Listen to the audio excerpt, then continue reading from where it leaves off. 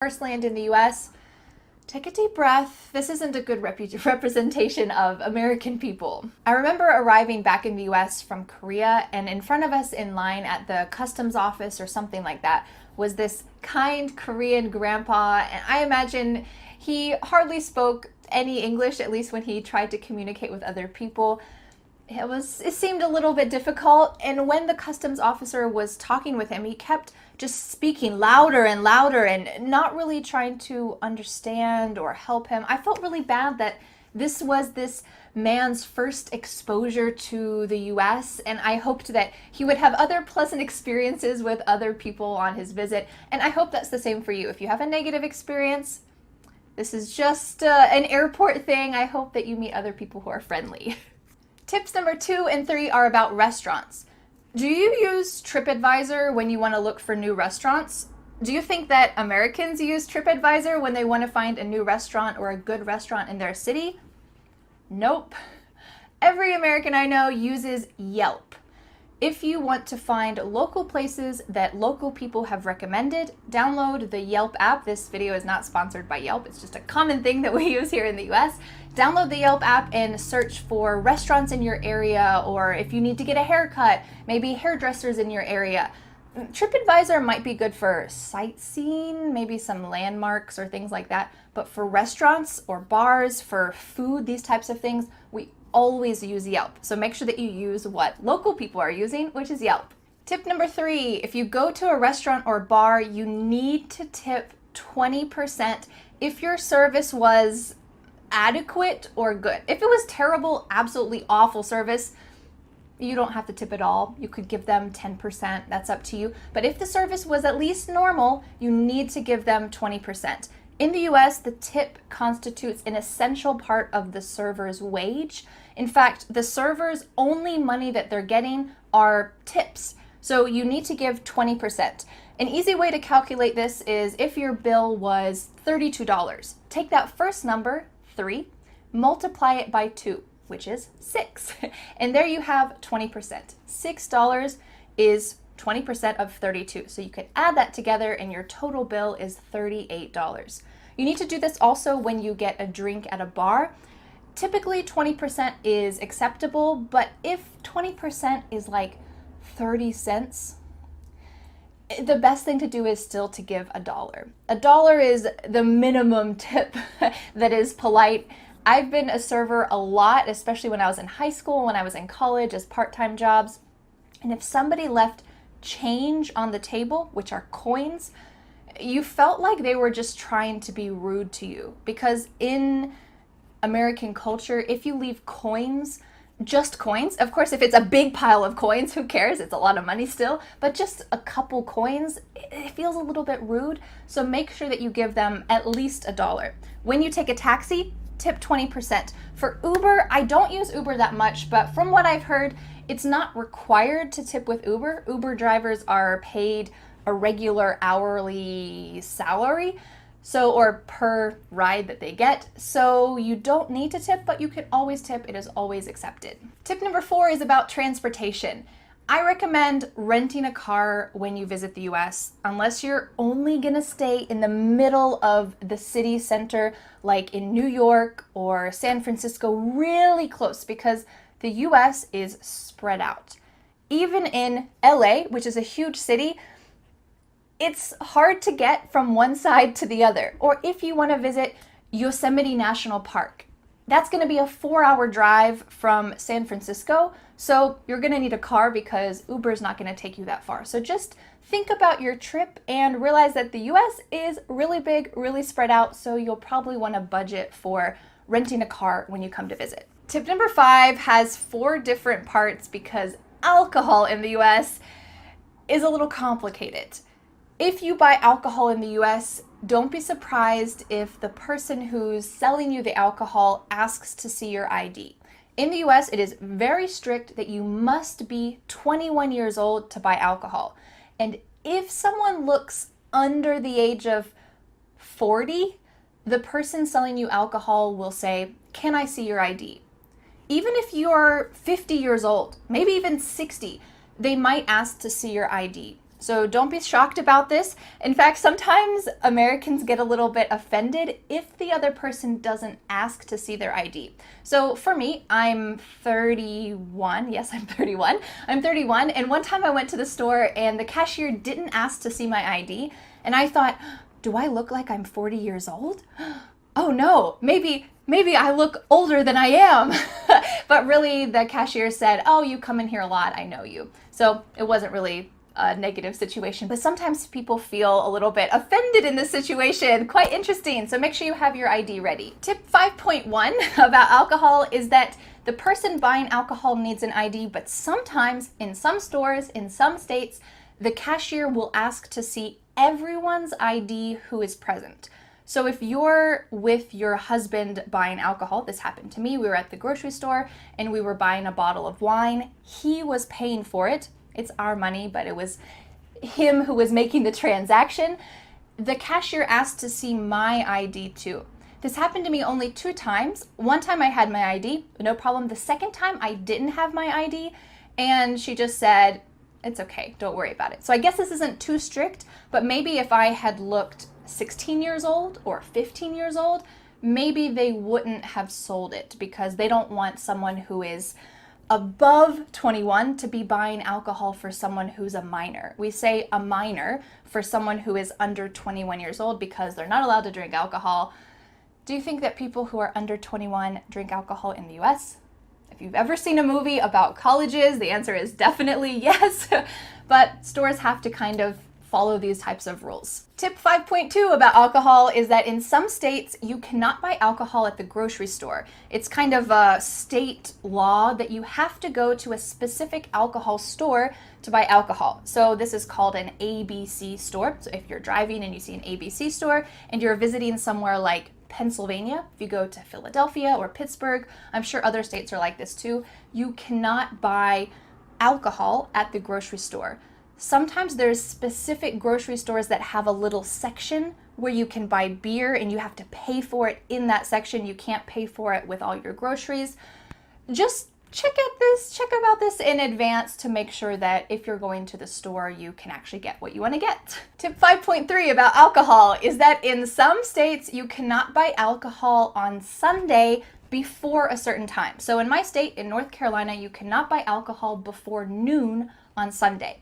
One time I went to the store to prepare and get a bunch of stuff for a big dinner that I was having on Sunday night at my house. So I was getting lots of food, I was getting some wine, some beer, and when I went to buy everything, the cashier said, oh, I'm sorry, it's 11:45. I can't sell you alcohol until noon. So I just waited in the grocery store for 15 minutes until noon, and then I could buy it. I think that this rule kind of goes back to the idea that you should go to church instead of drinking. I'm not sure exactly, but I'll let you know something. It doesn't work. It doesn't stop people from drinking whenever they want, but you might encounter this, so just make sure you think about it in advance. Tip 5.4 about alcohol is that you cannot drink in public places like the park or on the street.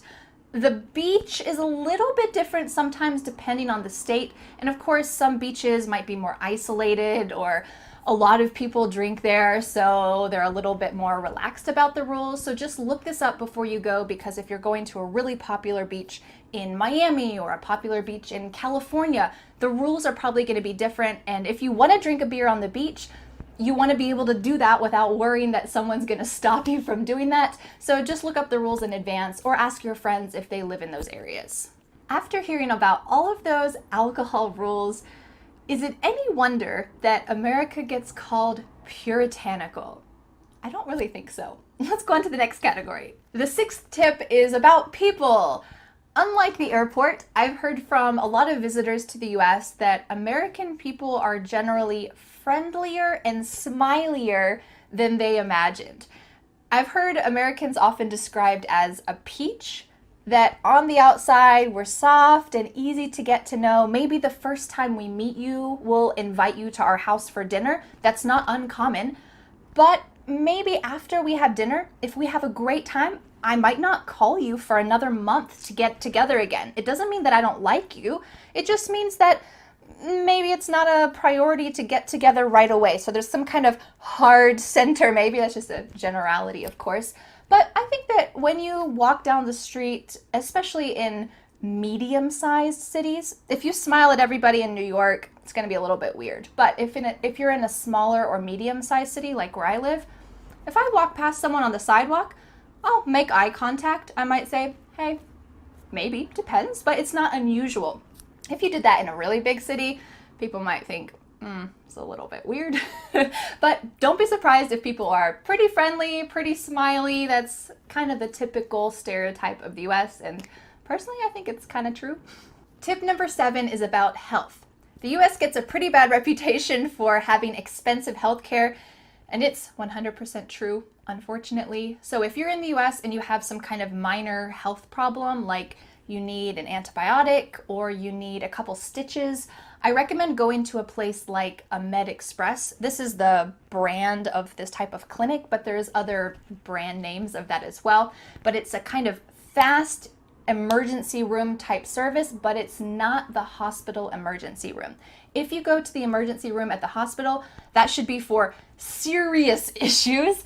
That's going to cost several $1,000s minimum. But if you go to a Med Express, you can walk in, you can see a doctor usually within an hour, and your visit will probably be less than $200. That's what I do whenever I need something quick and I don't want to, especially if I'm in a different city where I don't have a personal doctor there, I'll just go to a Med Express and it's a kind of quick fix. If you're really concerned that something serious might happen while you're traveling in the US and you don't want to have to go to the ER and pay full price for something, you can always get travel insurance. I don't have any personal experience with buying travel insurance for the US because I'm a US citizen and I've bought it for traveling to other countries, but you can always type into Google travel insurance for visiting the US or something like that, and you could probably find some companies that will give you short-term insurance for 1 week or 2 weeks when you're visiting, and that way you can kind of feel at ease that if something happens, you won't have to pay a lot of money.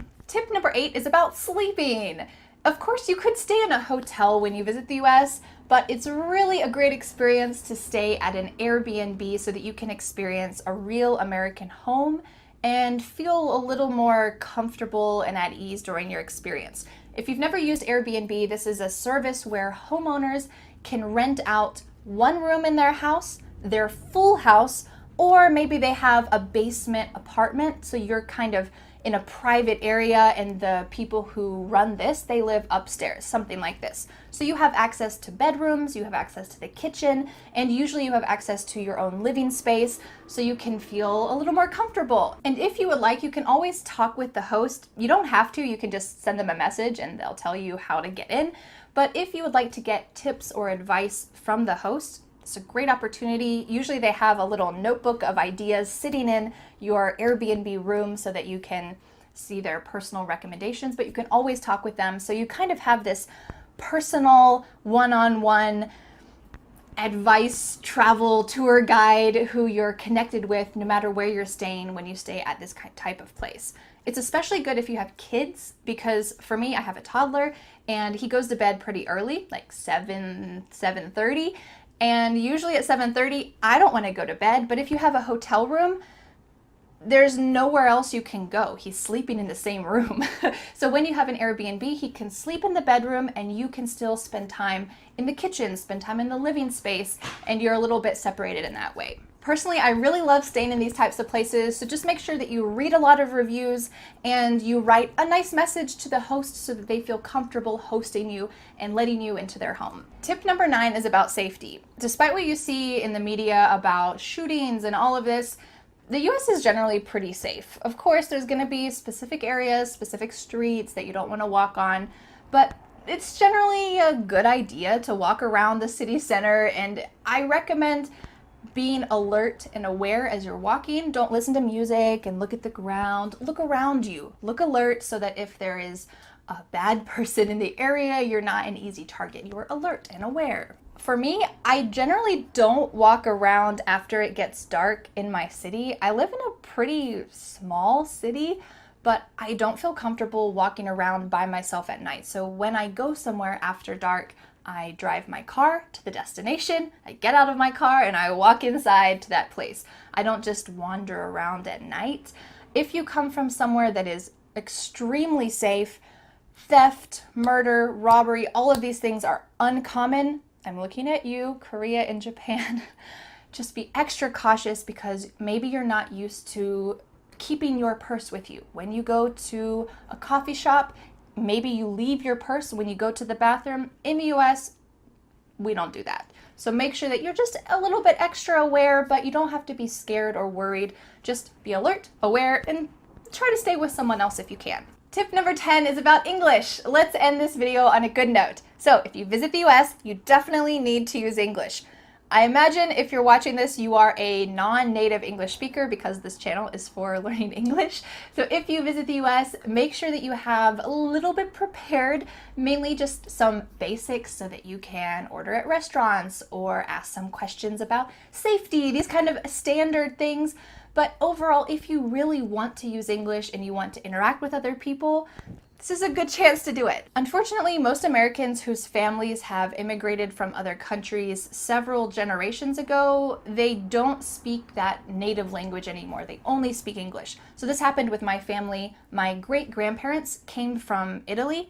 My grandma can understand some Italian. My dad remembers Italian food, but he doesn't speak any Italian, and me neither. So in this situation, we have lost the ability to speak Italian, even though I have some Italian heritage.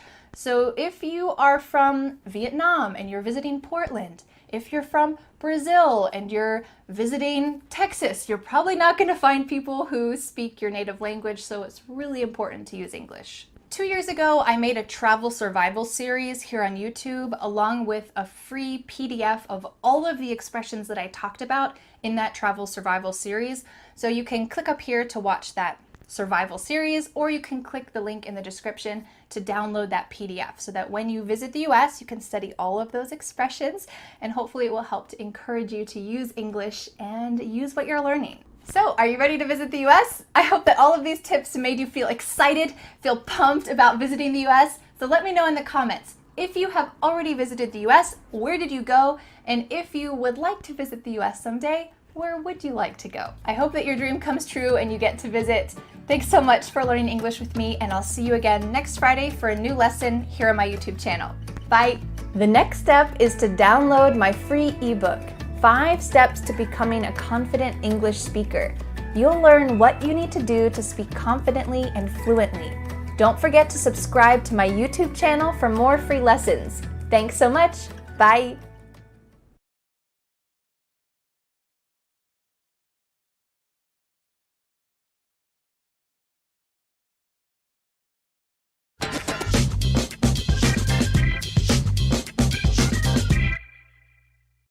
Bạn đừng mơ giỏi tiếng Anh giao tiếp nếu các bạn bỏ lỡ khóa học khai mở này.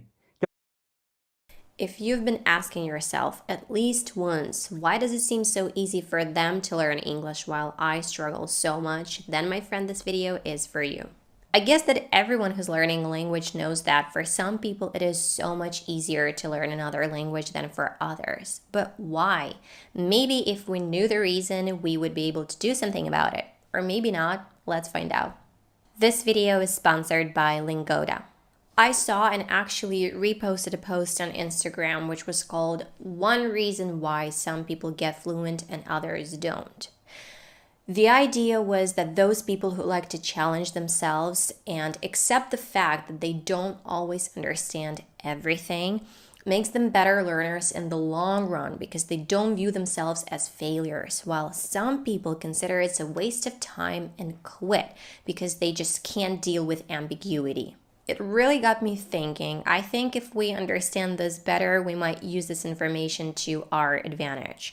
I'll leave the link to this Instagram profile in the description, and I'll actually quote the post because it's beautifully written. Some learners never learn to accept ambiguity and the feeling of not understanding. But you need to embrace the fact that you will not understand, and it's normal, instead of viewing yourself as a failure. There is a stage in language learning where you begin to understand and grasp conversations. But if a native speaks super fast, or if they talk about a topic with a new vocabulary, you won't understand. It's normal. problem is some learners can't accept ambiguity. They panic when they can understand one half of a sentence but not the other. They tell themselves they're not very good, and then they put themselves into school mindset mode where they feel like they have to understand everything, otherwise they failed. Associating language learning with negativity is often why some people get stuck at a language level instead of moving toward fluency.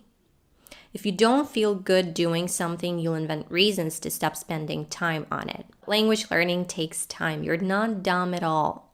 You're just learning a new skill and you're literally supposed to not understand. Language learning is for the long haul, which means you have to change your mindset to get to the next level. The next time you're in conversation but don't understand something, chill out. Let it wash over you. Try to deduce the meaning from context, but if you can't, quickly move on to the next sentence. Don't dwell on it. Focus on the next thing.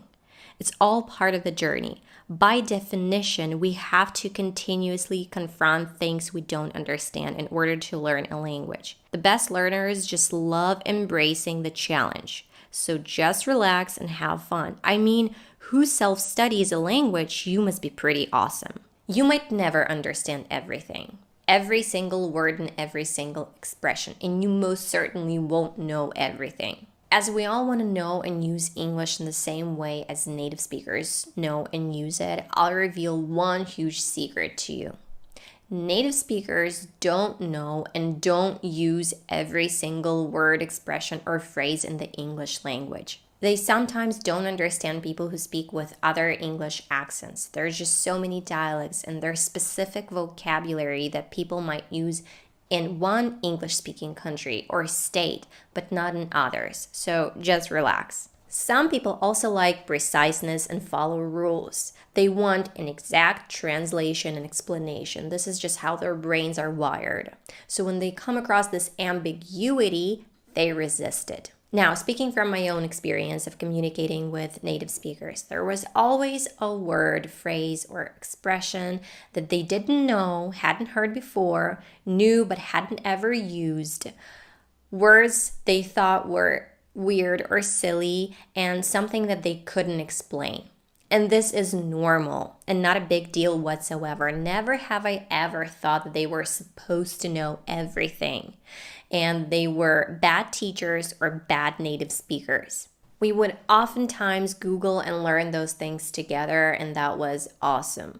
Plus, you're spending your precious time on worrying about your mistakes and thinking that you're not good enough, or regretting saying something because it was grammatically incorrect, or regretting not saying anything because you were too afraid and self-conscious. This post made me plunge into this even more. I've also read so much information, so many scientific articles, watched so many videos about this. And I have put all this together and grasped the main points so that you don't have to, and tried my best to compose everything concisely and so it is easy to understand. So if you're interested in this, bear with me and continue watching. So digging further and analyzing myself and people I know, I found more things that affect the process of becoming fluent in a language and or prevent some people from becoming fluent. Try different methods, explore, be open to new things. There are different courses. All of them are good in their own way, but not all of them are going to work for everyone.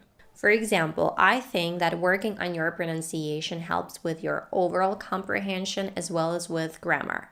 It sort of connects you with the language and culture. Some people are visual learners, some are auditory, some are physical or tactile learners, and some are so-called reading-writing learners. Which one are you? Or maybe you're a combination of a couple learning styles. Maybe the learning method you're using or the one your teacher uses in class is just not good for you. Avoiding weaknesses. What do I mean? There's a grammar construction, like let's say the third conditional or mixed conditionals, or there's a hard word to pronounce.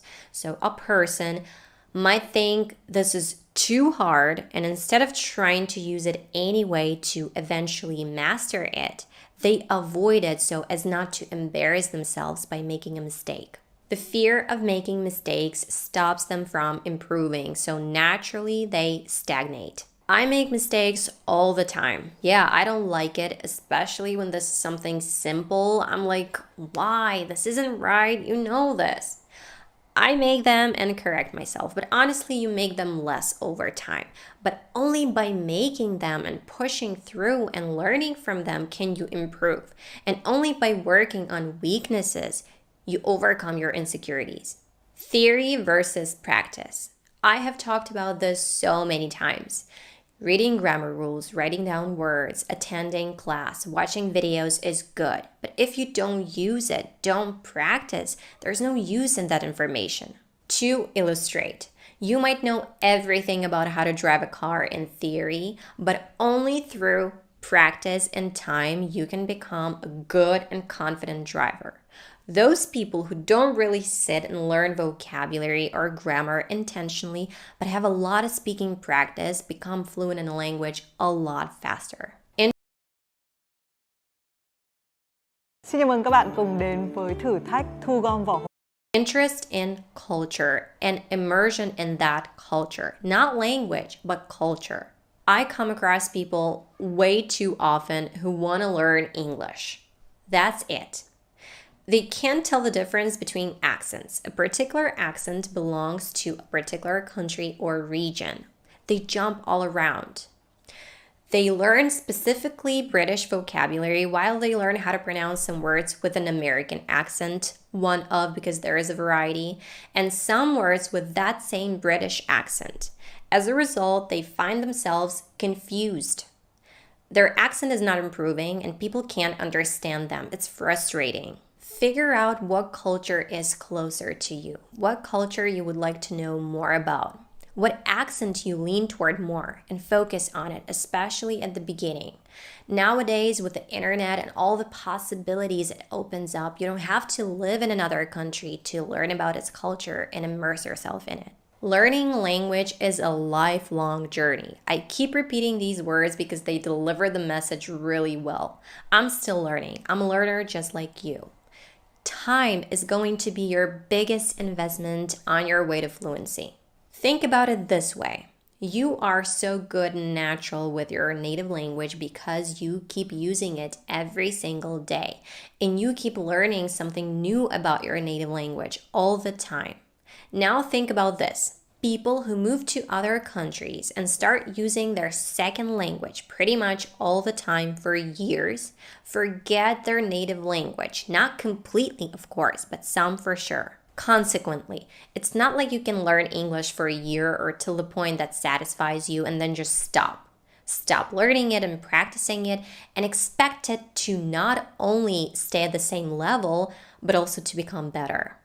People who ditch their second language for years need some time to brush up their knowledge and skills.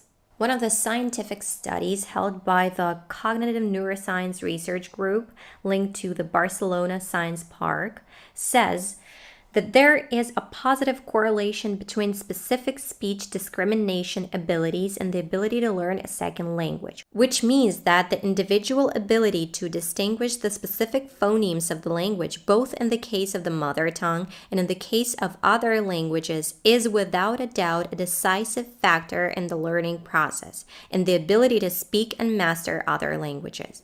There are people who can naturally identify sounds and hear the difference between sounds, and there are those who can't. Therefore, it's important to learn the sounds and pronunciation of the language you're learning. The sooner you start, the better. This can be learned and this should be learned, especially by people who don't have a natural talent to this. I once had an interesting conversation with a teacher of English at university. She heard me explaining to my hairdresser what I do and why I think that learning pronunciation is important. She was sitting next to us, and she said that she disagreed. And what people needed was grammar and vocabulary first, and then only if they wanted to, they could work on their pronunciation. I didn't argue with her. I just said that I had noticed a tremendous difference and a huge leap when my students, including me, started working on their pronunciation, thus their speaking skills. Another study that I found quite interesting shows that some brains are wired better for learning languages. It concludes Some individuals may have a particular neuronal activity pattern that may lend itself in better learning for a second language. However, that doesn't mean success at a second language is entirely predetermined by the brain's wiring. This study is a first step to understanding individual differences in second language learning. In the long term, it might help us to develop better methods for helping people to learn better, which only confirms that point about choosing the right method for you to learn. You know, the human brain is amazing. It's capable of incredible things. Of course, every human is different and unique. We're not just our brains. Humans are very complex beings. But unless, and God forbid, your brain is damaged somehow, you, my friend, are capable of things beyond your belief, okay? It is scientifically proven that learning a second language increases the amount of gray matter in our brains. The brain is a muscle, and so learning is exercising. By putting in consistent work, we enhance it. Now it's time to talk about Lingoda, and they're back with their language sprint. This means that you have the opportunity to boost your English by learning with native speaking teachers for free. So there's sprint and super sprint, and now I'll walk you through the rules. If you attend 30 classes a month for 3 months, you'll get 100% cash back, and this is called super sprint. If you attend 15 classes a month for 3 months, you'll get 50% cash back, and this is called sprint.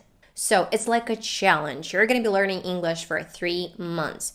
It'll help you bump up your confidence and improve your speaking skills drastically, as it's an intensive learning program. We've been working with them for almost 2 years and have gotten a lot of positive reviews, and many people have confirmed they have gotten their money back for a successful full completion of the language sprint.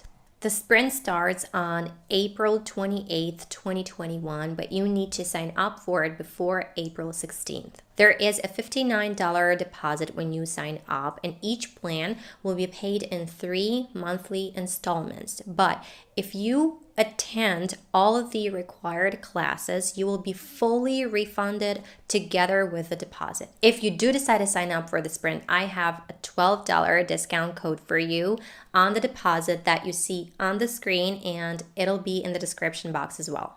You can join the sprint in English, German, Spanish, French, and Business English. If you join it in English, you will also get free access to Cambridge speaking online tests. It's like icing on the cake. Lingoda is #1 trusted European language school with a German stamp of quality but very affordable prices.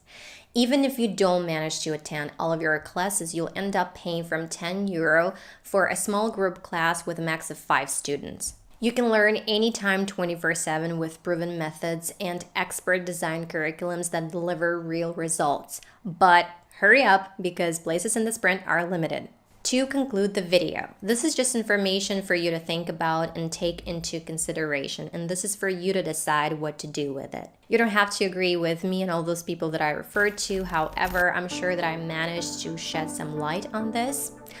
Like this video and leave your comments down below. I'm sure you have your own thoughts on this, and I surely didn't mention everything. It'd be very helpful for me and for everyone else to discuss this. And till the next one.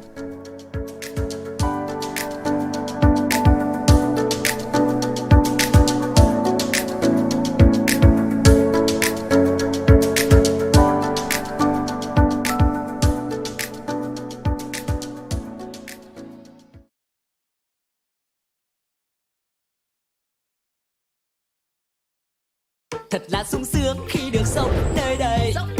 Mỗi ngày tắm mát, xong rồi ngâm cỏ cây. Hey guys, welcome to my channel. Hi from California.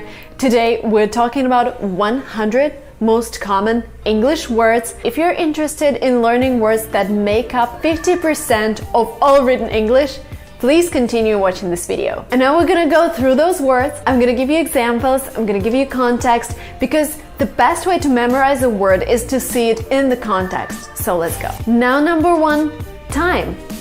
What time is it right now? What time is it now? Word number 2, person. I am a person. I am a person. 3, year. Happy New Year. Happy New Year. Way. Can you tell me the way to the city center? And you can tell me what to do. But right now it is the other way around. Day. What day is it today? It's Friday. What day is today? Friday. Thing. What is this thing? This is a planner. Man. A boy grew up and became a real man. Wasn't a real man. World. The world is mine. Or just the world, the planet where we live. The world is mine. Life. It's such a wonderful life. Never give up, it's such a wonderful life. Hand. Give me a hand. Give me your hand. Part. America is a part of the world. In any part of the world. Child. She's recently had a child. Child. Eye. This is your eye. You close your eyes. Woman. I'm a woman. Shut up, Paul! You are a man and I am a woman! Place. This is the most beautiful place in the world. By the way, I think San Francisco is one of the most beautiful places in the world. Week. A week is 7 days. Weeks! Case. He defended his case in court. Case closed. Point. What's the point in traveling so far? Or sometimes a point can be a dot. Government. Government are people who rule the country. Government. Company. I run my own company. What is my company? Number. What is your favorite number? And you get my favorite number. By the way, my favorite number is 13 because I was born on the 13th of March. Group. I recently joined a singing group. Picture! Group picture! Problem. What is your problem? What is your problem, man? What are you doing? Fact. Fact is something you know for sure. I am in San Francisco. This is a fact. In theory, this is a fact. Now we are moving into verbs, and verbs means action. The first verb is be. B. Have. I have a beautiful shirt. I have no idea. Do. I like to do videos on YouTube. Do. Say. I like to say things about English language. What you say? Get. Can I get that coffee, please? Make. How do you make a cake yourself at home? Make them drop. Go. Let's go for a walk. Let's go. Let's go. No. I know you. And you know that I'm Marina. Take. Let me take that. Something when you want to help somebody in the street. Let me take that. Let me take this. See. I see you. You see me. I see you. Come. Come and visit me tomorrow. Come with me. Think. I think this video is super useful. Look. Look at me and memorize what I'm saying. Look at me. Want. I want to go to Canada. Give. I love to give presents. Give me that. Use. Can I use your cell phone? Find. I'm so glad I found you. So I find you. Tell. Let me tell you something. Let me tell you something. Ask. Can I ask you something? Work. I work every day from 9 to 6. It's typical office day, 9 to 6. Work from 9 to 6. Usually my work is... Seem. You remember the song, right? Sorry seems to be the hardest word. Sorry seems to be the hardest word. This is when something looks like something, but it's not. Feel. I feel you guys. I feel your pain of learning English language. Feel. Try. I love to try different things. I love to try ballet, I love to try yoga, I love to try piano, I love to try singing. I love to try things. Leave. Don't leave me. Stay on this channel, stay in this video. Don't leave. Don't switch off your computer. Call. Can you call me, please? Hello. Call me. The next category is adjectives, and adjectives help you describe something. Good. Have a good day. Okay, have a good day. New. I just got a new sticker on my phone to hold my cards. First. What is the first thing you do when you wake up in the morning? First. What's the first rule? Last. What is the last thing you do before you go to bed? Long. How long is an hour? 1 hour is 60 minutes. The long, long, long, long way. Great. Have a great day. Great, amazing, beautiful. Little. I'm sorry, I'm a little late. Little. Own. I like to own cars instead of renting them. So I like to have my own car instead of going to a rental company every day asking for a car. Other. YouTube is my hobby. My other hobbies include fitness, yoga, and hiking. Other story. Old. How old are you? I am 27 years old. How old are you? 27. Right. To the right, to the left. Big. The world is so big. Yo, it's a big world. High. Tall. Very high. Different. English and German are different languages. They are not the same. Small. Hamsters, you know those small animals, are really small. Hamsters, mice, really small. Colibri birds are the smallest. Small talk, small talk, small talk. Large. This shirt is a little too large, which means it doesn't really fit. It's a loose fit and it's large. Next. So, what's next? What next? Early. I don't like waking up early. I wake up at around 10 a.m. every morning. I love to sleep, honestly. Young.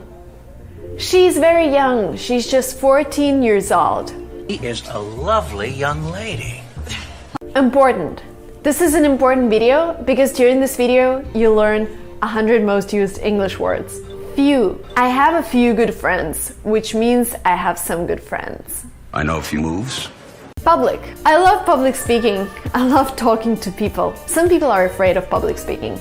Bad. I don't think being shy is bad. Bad is the opposite of good. What is good and what is bad? You are bad at math. Same. I'm not the same as I used to be in 2016. I've changed a lot. Able. I am able to speak English. Are you able to speak English? I think you are now. Okay, let's go to the next category, prepositions. To. Let's go to London. Go back to London. Of. Do you remember the song Piece of Me by Britney Spears? You want a piece of me. You want a piece of me. In. I am in San Francisco. For. What would you like to get for your birthday? On. I'm sitting on a couch. With. I'm recording this video with a new Sony camera. With? At. I should finish at around 9 p.m. By. Come by anytime you want. I'm waiting for you. From. From the bottom of my heart. From Russia's love. Up. Wake up and get your things done. Up. About. What are you talking about? What you talking about? Into. I'm into you means I love you. I fancy you. You're amazing. I'm into you. Over. This video is not over yet. We're still going. There are about 27 words to go and then you're done. Then you know 50% of the English language. After. I think it's too late to come after 9 p.m. Try to come earlier. After what? After. Chưa bao giờ mẹ cho con nửa món đồ chơi, nhưng sao mẹ cho con chỉ một nửa dưỡng chất cho trí não?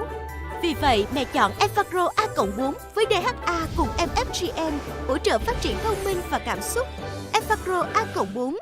Sweetheart, mở ra thế giới đồ chơi cùng ước mơ cho bé. Bộ bếp khổng lồ thông minh cho bé trổ tài ẩm thực hay gián bếp tiện lợi cùng 49 món thức ăn và dụng cụ đáng yêu. Bé thoải mái rửa rau củ và nấu thức ăn như thật, trở thành kiến trúc sư tài ba với 3 phòng, sân vườn và khu vui chơi, đèn chiếu sáng. Mời bạn đến chơi nhà, một chuyên gia trang điểm lừng danh, sở hữu studio làm đẹp xịn sò với đầy đủ phụ kiện và dụng cụ cao cấp. Tất cả đều như thật, đặc biệt là cảm ứng gương thần chuyển bài hát cực kỳ ấn tượng. Nhanh tay sở hữu ngay với ưu đãi tới 25%.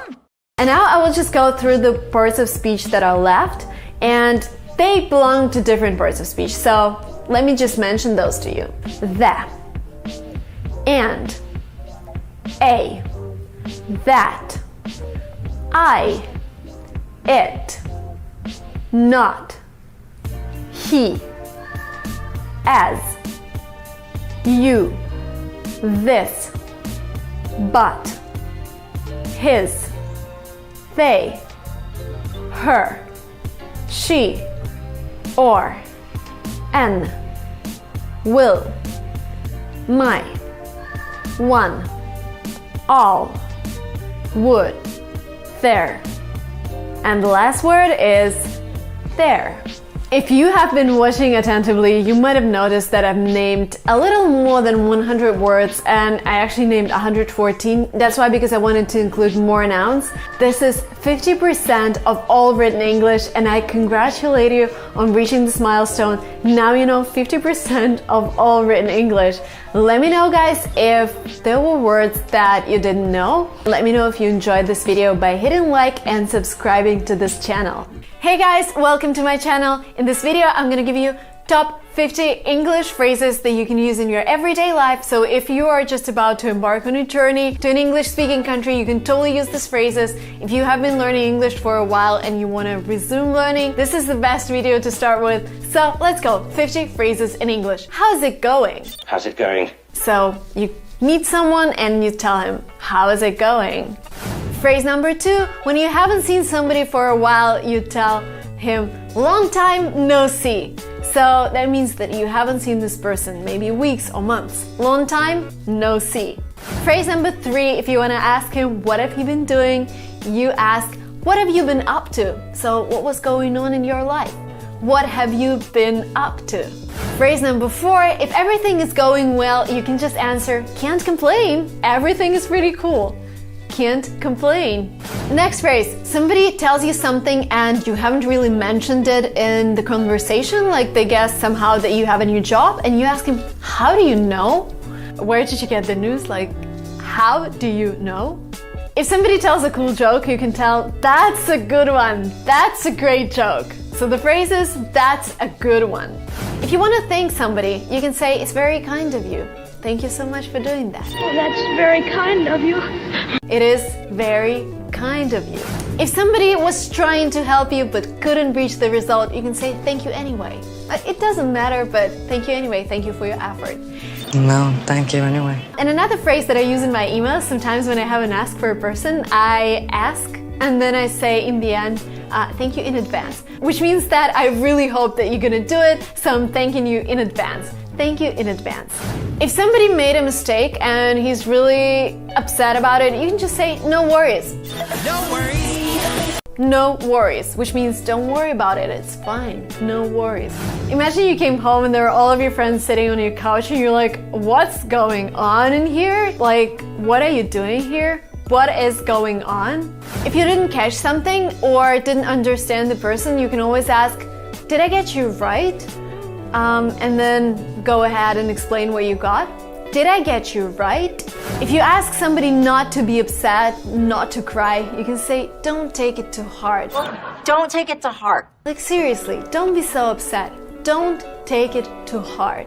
Another way to ask if you didn't catch a part of a phrase, you can say, I didn't catch the last word. I'm sorry, can you repeat it? Because I didn't catch the last word. If you want somebody to repeat the whole phrase again, you can say, sorry, I wasn't listening. Because maybe you were busy, maybe you were talking on the phone and somebody was talking to you and you're like, oh my God, sorry, I wasn't listening. Can you repeat it? I'm sorry, I wasn't listening. Another phrase that I use all the time, it doesn't matter. Like, don't worry, if you drop your coffee all over me, it's like, it doesn't matter, I'll be fine. I'm going to laundry anyway. It doesn't matter. If you want to wish somebody luck, and I always do that, you can say fingers crossed. And you cross the fingers like that. Fingers crossed. Another phrase that Americans use is, oh, that explains it. And the situation is you didn't get something and then you get an extra fact and you get it and you're like, oh, that explains it. Well, that explains it. Another way to tell a person to not be upset is you can say, things happen. Like, it's okay, things happen, do not be upset. If you don't know the name of a person and you want to talk to him, you can say, sorry to bother you. You know, you see somebody's busy, you can always say, sorry to bother you, and then you can go ahead and ask, sorry to bother you. Excuse me, sorry to bother you. If you're in the middle of something and somebody's asking you to do something, you say, I'm sorry, I'll be with you in a minute. I'll be with you in a minute. And then you resume doing something and you say, where were we? Like, when did we stop? Where were we? And you have to repeat it because what is the sound that some people mistake with B. So this is a great way to practice. Where were we? Again, if you're in the middle of a conversation and you didn't get what the other person was saying, you can say, you were saying, and with a question mark, which prompts the person to repeat once again. You were saying. If somebody got a job of his dreams or whatever, you can say, lucky you. Or somebody got into the university of their dreams, you're like, lucky you. This is a way of congratulating a person, lucky you. Or like, just emphasizing that he's lucky you. Another way to say that you're really angry is to say, I freaked out. Like, I was so angry, I freaked out. This is super angry. This is like almost crazy. I freaked out. I am freaking out! Vietnamese Super Dango mới cho xương khớp chắc khỏe, cho trái tim trẻ đầy sức thanh xuân. Another phrase that native speakers use is good for you, and this could be both positive and negative. When you say I got promoted, they say good for you, like congratulations. And sometimes if you say like I'm leaving this place, they're like good for you. It will be better without you, and this is a negative meaning, so really listen to the intonation. If something surprises you, you can also say you gotta be kidding me. Like, oh my god, I cannot believe it. You gotta be kidding me. You gotta be kidding me. To tell somebody to smile and to be happy, you can always say cheer up. Cheer up.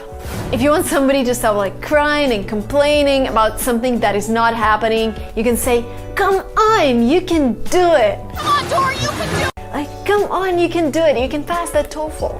You can pass the GMAT. You will get it. Come on, you can do it. If somebody is doing really well, you can tell them, keep up the good work. Keep up the good work. Like, be as good as you are. Keep up the good work. Continue being great. Another phrase is colloquial, and this is what Americans say, that's lit, which means that's amazing. Well lit! Many Americans say it in California, oh, that's lit, and you probably heard it in songs. That's lit. If somebody is successful after failures, you can say, there you go, I told you you're gonna make it. There you go.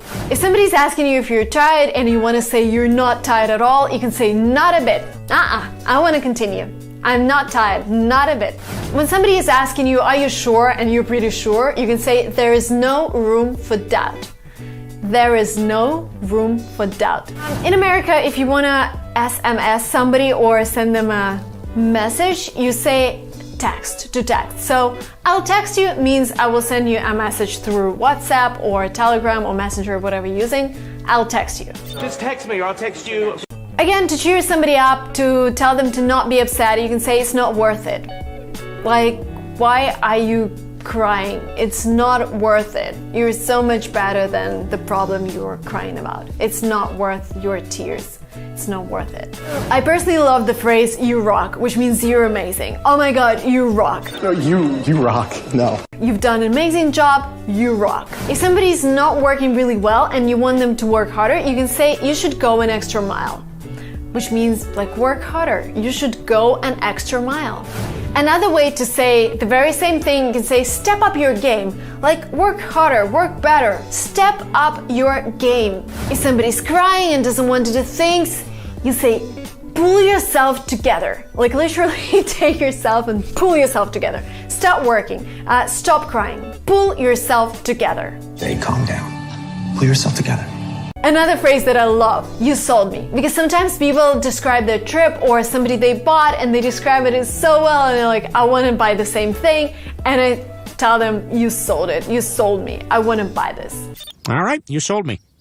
If you're not interested in the conversation, you're like sitting, you can say, I could not care less. This is so boring, I'm not interested, I couldn't care less. If somebody's asking you something and this is a really easy decision for you, like somebody tells you, take my $1 million, and you say, this is a no-brainer, I'll take it. This is a no-brainer means it's a really easy decision for you. If you've done something wrong and you admit it, you can say, I screwed up. Yes, guys, I know, I'm sorry, I screwed up. This is my mistake. I screwed up. I screwed it up. If you want somebody to work instead of you, you can say, can you cover me? Like, can you work instead of me while I'm, I don't know, seeing my friend? Can you cover me? It's time to leave, and guys, I'd better be going, which means I should go already. It's, you know, it's actually 9 p.m. right now. I'd better be going. Another way to say goodbye, I can say take care, which means take care of yourself. I'll see you later. Take care. I don't know what day is it when you're watching this video, but if it's Friday, for example, weekend, you can say, thank heavens it's Friday, or thank heavens it's Saturday, weekend is coming, I'm so happy. This was it, guys, 50 phrases in English. Let me know if this was helpful by liking this video and commenting below if you know any more cool phrases. That would be great. There's a red button over there somewhere. Subscribe to this channel to not miss my new videos. I love you guys. Thank you so much for watching this. Bye bye.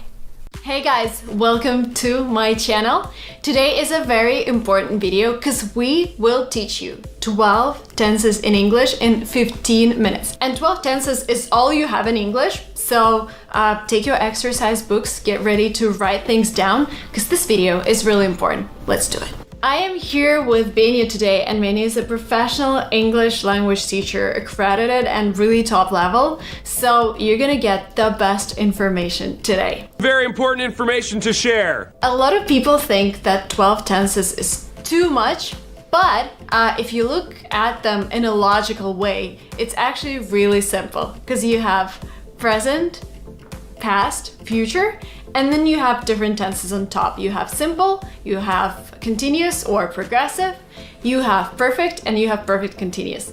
But let me start with the simplest tense ever. You all use it when you talk about actions that always happen or never happen. Everyday people do everyday things. Basically habits or like routine, things that repeat, basically regular activities. And I go to school every day. That's an example. He doesn't eat honey because he's allergic. So you can form this tense just by putting the verb in the first form. If you're talking about he, she, or it, you add s in the end. He goes. He goes to school. She sings every day. And we're talking about actions that happen either every day or usually or always. So these words, when you see them, they're gonna help you recognize the tense. Yes. So basically all adverbs of frequency that you use, those are gonna go with your simple present. Always, never, regularly, often, never. Did I say never twice? Maybe. Maybe. Seldom. All of those basically frequency adverbs that we use. And if you want to talk about action that never happens, the way you form the sentence is you add doesn't or don't. He doesn't eat, he doesn't go, I don't, etc. Or you can just say never. I never brush my teeth in the morning. I never drink coffee at night.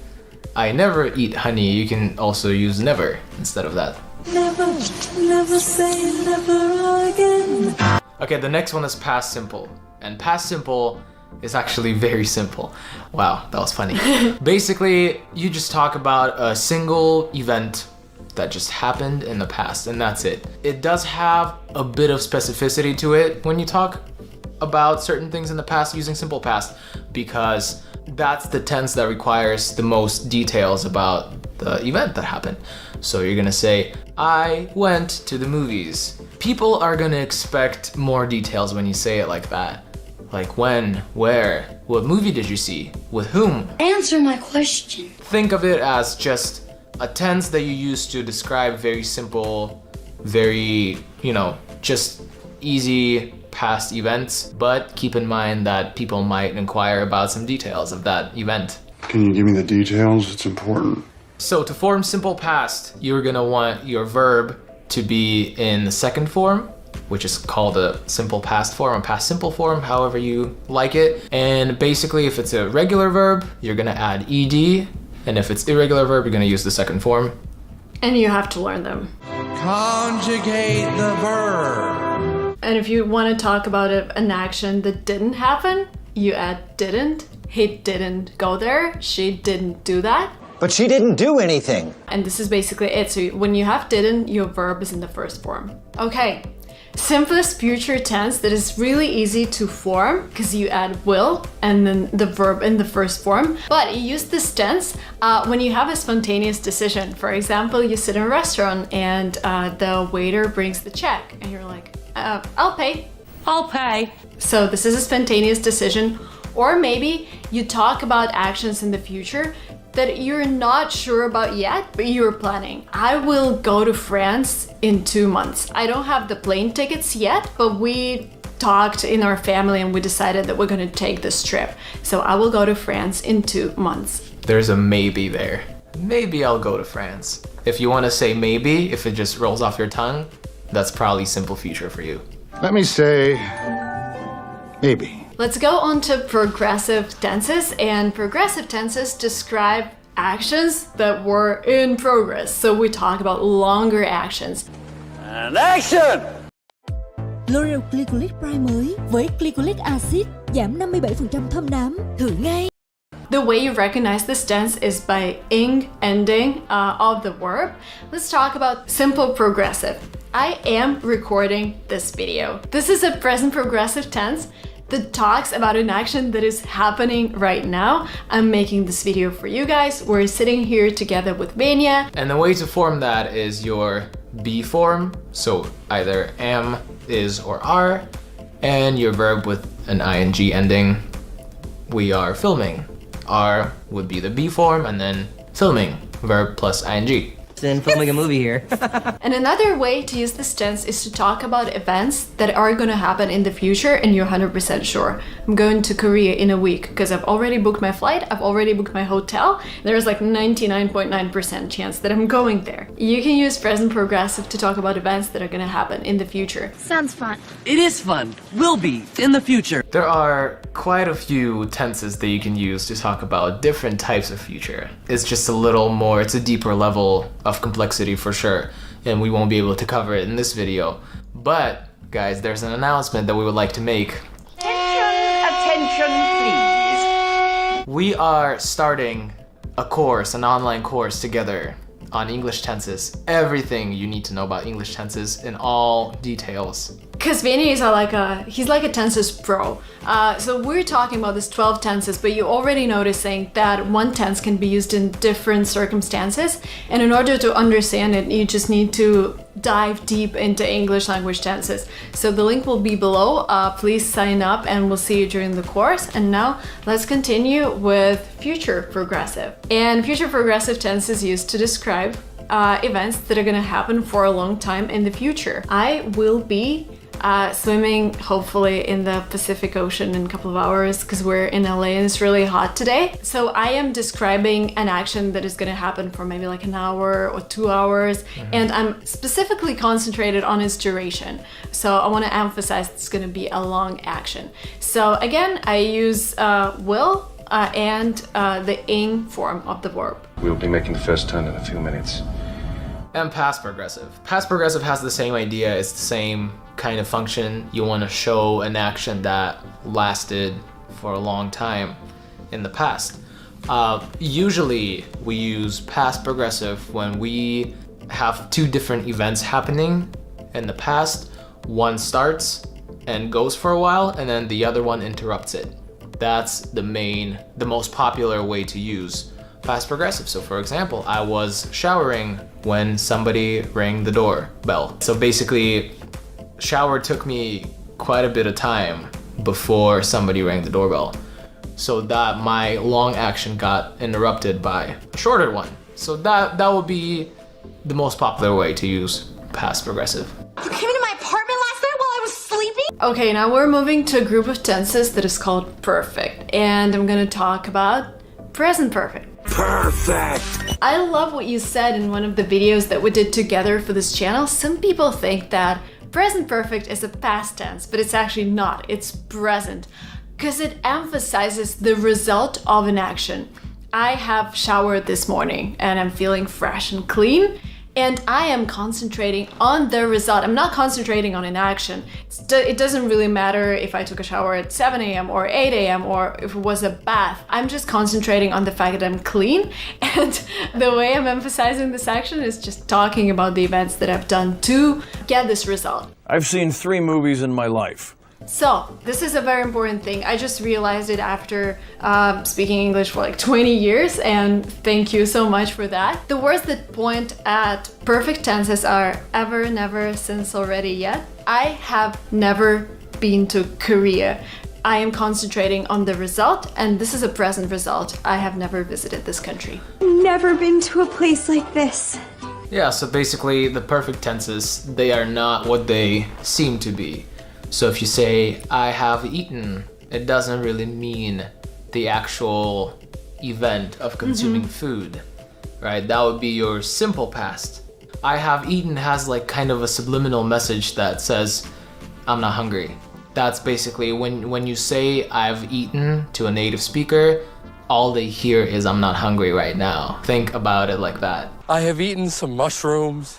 And the way we form this tense, we use the verb to have and a verb in the third form. So if it's a regular verb, we just add ed in the end. If it's an irregular verb, we just need to learn that. 4,000 irregular verbs.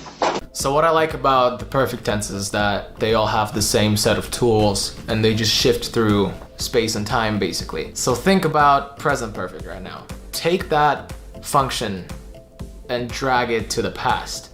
And that's exactly what you're gonna get. Past perfect has a second street name. We call it past of the past. So when you have 2 events in the past and one of them was completed before the other one started, the first one obviously is gonna get past perfect, past of the past. Or it doesn't have to be a second action. It could be just some timestamp in the past. Let's say,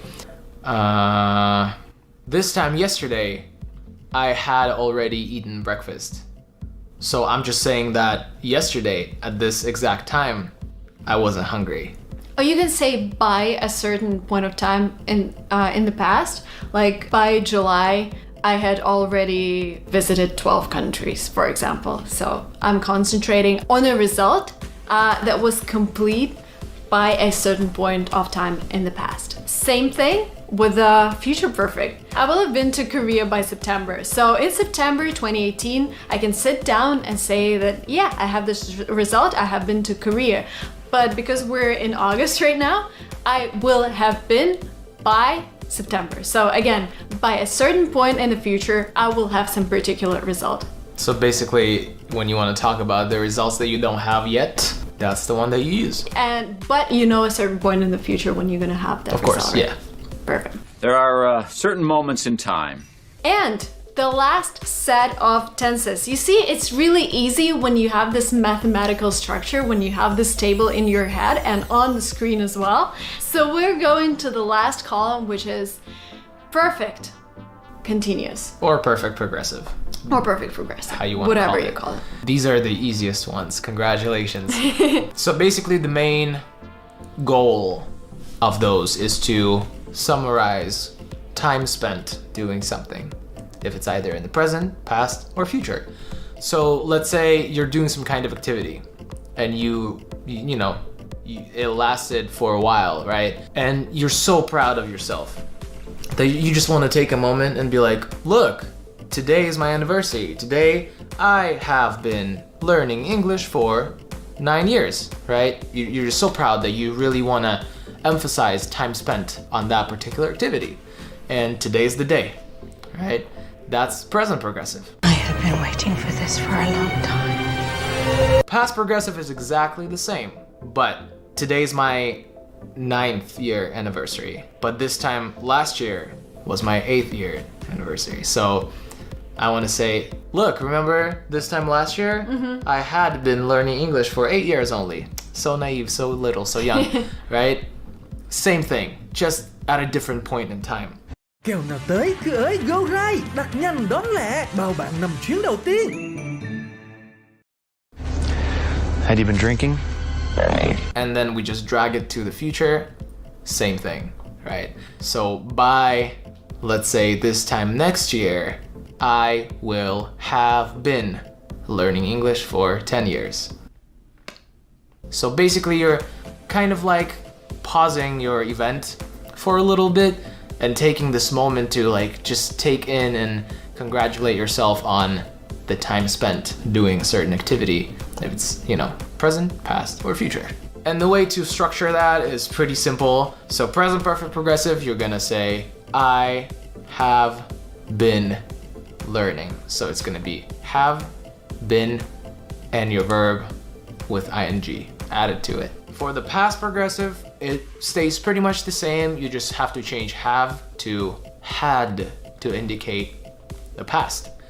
And for the future, it's the same as present. You just add will in front of it. I will have been learning to indicate the future. In our course, we're gonna dedicate the whole lecture for every single tense that we just described. And we're gonna go into more details, into more examples. We're gonna give you homework so you could work on it. Because for me, when we're talking about grammar, practice is everything. Like when I don't know how to use the tense, what I do like 100 exercises and then it's just me. I don't have to think about it. It's somewhere in my brain all the time.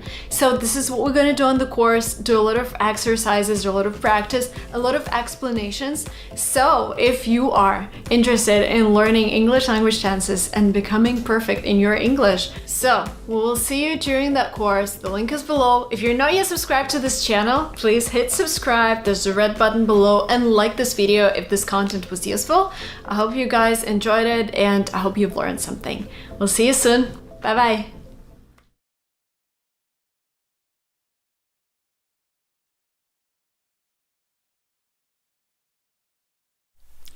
I am afraid to speak English. People will laugh at me. What if I start a conversation with a native speaker and I suddenly forget words? What if I just can't support a conversation? Like, I won't be able to use my English. I have so many fears. What should I do? Hey guys, welcome to Lingua Marina. Today we're going to talk about those questions that arise in your head whenever you are confronted with a situation to speak to a native speaker in English. I just want to say, like, first of all, I'm pretty sure you've heard that many times that it's just all in your head. But I know we need to kind of dig deeper and talk about your fears, because I had those fears. Like, even now when I speak German, because I'm a perfectionist, I get very nervous because I know I make mistakes and I know I forget words and I know everything like this happens. And my face turns red and I just, you know, and it actually starts happening. Like when I'm relaxed, my German is a lot better. Like if I'm in an environment, just talking to friends or just talking to someone at a store, it would be like really smooth language. When I start thinking like, oh my God, like this is one of the reasons I stopped recording videos about German, just because it's been declining and I have those fears. But I also had them in English. But with English, I understood that English is a tool, it's an instrument that I use to improve my life. And without it, you know, I won't be able to achieve my new goals. I won't be able to get to new levels of whatever, YouTube, of my company's development. So today, we're gonna start with fear number one. People are gonna laugh at me. The only time I've been laughed at in terms of my English is when, like, laugh in real life. Like, I get mocked about my accent a lot on social media, but it happens because I get hundreds of thousands of views, and I understand that even kittens get dislikes on YouTube, and there will be people who are unhappy with whatever I'm doing, and just because I'm doing it, they will be posting bad comments and hating me for whatever I do. But I also understand sometimes it's actually good to have that feedback, because people tell me, oh Marina, that was wrong, that phrase was incorrect, but they're not laughing at me, they're telling me how to improve, and I accept that with gratitude. So the only time I've been laughed at actually happened when I was talking to my friend, and I told him I was so hooked up with this person. Like, I wanted to say that we're really connected with a person, but I used a phrasal verb to hook up with someone, and it actually means have a sexual relationship, and this was not what I meant. And another time, it happened recently on Instagram. I came to a butcher store, and I posted a story that I missed his meat. And meat in American conversational English, when you say I missed his meat, means I missed his penis. And again, people laughed at me. But I thought it was funny. Like, it's not like, and it was like DMs. People were, oh my god, Marina, do you know it has a second meaning? And it's not like they are angry at me for making that mistake. It was like, you know, a friendly advice. So I've never ever had like people in real life like laugh at me, like say, oh my god, your English is so bad. What are you doing here? Never ever happened in my life. And I started practicing English at the age of 14, and I was hanging out with really mean, like teenagers can be really mean, and they can tell really bad things in your face, but never has that ever happened to me because people understand that I'm making an effort to be understood. They understand that I come from a completely different culture and that I've never spoken English to my parents or to my grandparents. So the only exception here is social media. Like if you're speaking English in social media, just be ready to get those hate comments. And even if you're perfect in English, even if you're 120 out of 120 on TOEFL and you post a video how you got that score, you would still, like if it goes viral, you would still get comments from people, it's impossible, your English is not good enough, etc. Like there would always be people on social media hating you. But in real life, there's like this tiny chance it's gonna happen, but it's not gonna happen, guys. Native speakers, especially Americans, especially British people, they're very friendly. In real life, people who I met, people who I talked to in English, even when I was intermediate, they were really friendly and really supportive. So it's all in our heads. And I think if you have this fear in English, like people would laugh at you, you probably have it in other aspects of your life. So it's just another reason for you to sit down with yourself and think about like, I don't have to be liked by everyone. And again, I am a person who has this feeling all the time. I want to be liked by everyone. I want it. I'm fighting this. Like once I started my channels, I realized I can't be liked by everyone, but it was really hurting me every time I read something negative about myself. And it took me a while to understand and to realize that my goal is to use my talents, is to grow as an entrepreneur, YouTuber, whatever, as a mom, and do the best that I can. What other people think about me, it's other people's business. They have their own understanding of reality. They have their own experience. Maybe they just have a bad day, but it doesn't have anything to do with me. And if you want to dig deeper in this problem, I really advise you to read a book, The Courage to Be Disliked.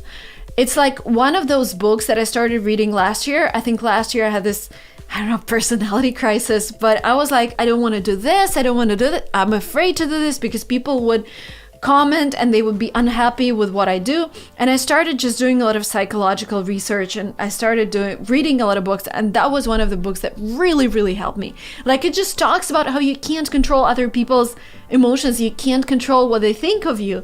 What you have to do is focus on what you can do the best, is focus on your goals and start and achieve them. Another thing I could recommend, watch The One on Netflix. It talks just about this woman entrepreneur who's a little ruthless, and she's not like a role model that I want you to follow, but it just talks about like how she deals with all the problems that arise. When I was thinking like if I were at her place, I would have definitely given up, but she continued going. I really encourage you to read those books, to watch The One on Netflix, and to just read interviews related to this topic, because this would help you in your life in general, not just with the English language. Of course, you will realize that, you know, the majority of people won't laugh at you, and if they will, it is their problem. It's not your problem. You're doing your best. You're practicing your English. You are putting effort into being understood by people who don't even speak your language and don't even make an effort to learn your language. Okay, psychology class is over. Let's move to some practical advice regarding other things that you can do. So there is another fear. What if the conversation gets too complicated and I won't be able to support it? I also get this fear, like, for example, again, I can't really relate to this in English right now because my language is pretty, I would say, pretty advanced to talk about all kinds of topics. But with German, I can totally relate. And when people start asking me about business, I understand that I will start a conversation, I will talk about my company, but if they start digging deeper, I will be like, oh my god, this is too complicated. And in 2018, I had to have a surgery in Germany, and I was surprised. I was actually able to communicate with doctors and nurses about medical stuff. Because basically, when we talk about English, we have 1,000 words that make up 86% of the conversation. And what you really need to know, if you know those 1,000 words, if you go into a specific conversation, you can always ask for definitions of like specific words. So when I was in Germany doing that surgery, I was like, oh, and what is this in German? I can say that in English, or I can show you on Google. And once I learned like 5 or 7 words that I needed that were related to that surgery, the conversation became really easy, because you don't need to know like the whole, I don't know, surgery, medical, business vocabulary to support an advanced conversation. All you need is those 1,000 words. And also, if you're like, oh, I don't know how many words I know right now, this doesn't actually matter. If you understand this video, that means you know enough words to support a conversation. So start practicing. And if you forget a word, if you don't know the term, if you forget a word, you can just Google it on your phone with Google Translate and show your party this word, and you will be totally fine. And this is, by the way you learn this word really fast. This video is brought to you by Skillshare, a resource that I keep recommending to you guys, and they have an amazing course about self-care that I want you to explore. It is a short course. It would take around an hour to complete, but it goes through the things that we talked about in more detail. It talks about how you react to people that surround you. The course is called Revolutionary Self-Care, Embrace, Nurture, and Grow Your Authentic Self.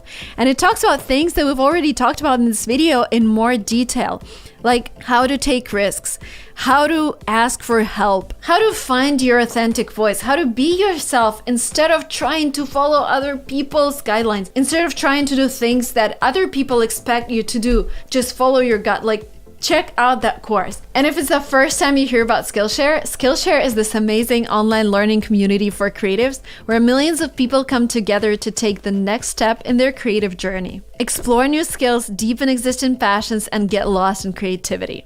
Skillshare has been created specifically for learning. That means that there are no ads, and they constantly add new classes for their premium members. And it costs less than $10 a month with an annual subscription. The first 1,000 followers who hit a link below will get free trial of their premium membership. That means that you can take a course that I've recommended completely for free. Just go there and explore the power of those short classes that are really straight to the point. And please take the course that I've recommended if you are experiencing those problems with like overthinking what other people think of you. Again, the link is below. The first 1,000 of my subscribers get access to a free trial of Skillshare Premium membership. Now let's continue with the video. Another question is that, what if I feel shy? What if I stop and freeze? Okay, this can happen as well if you are too nervous about the conversation. The trick that helps me a lot is to pretend that you're someone else.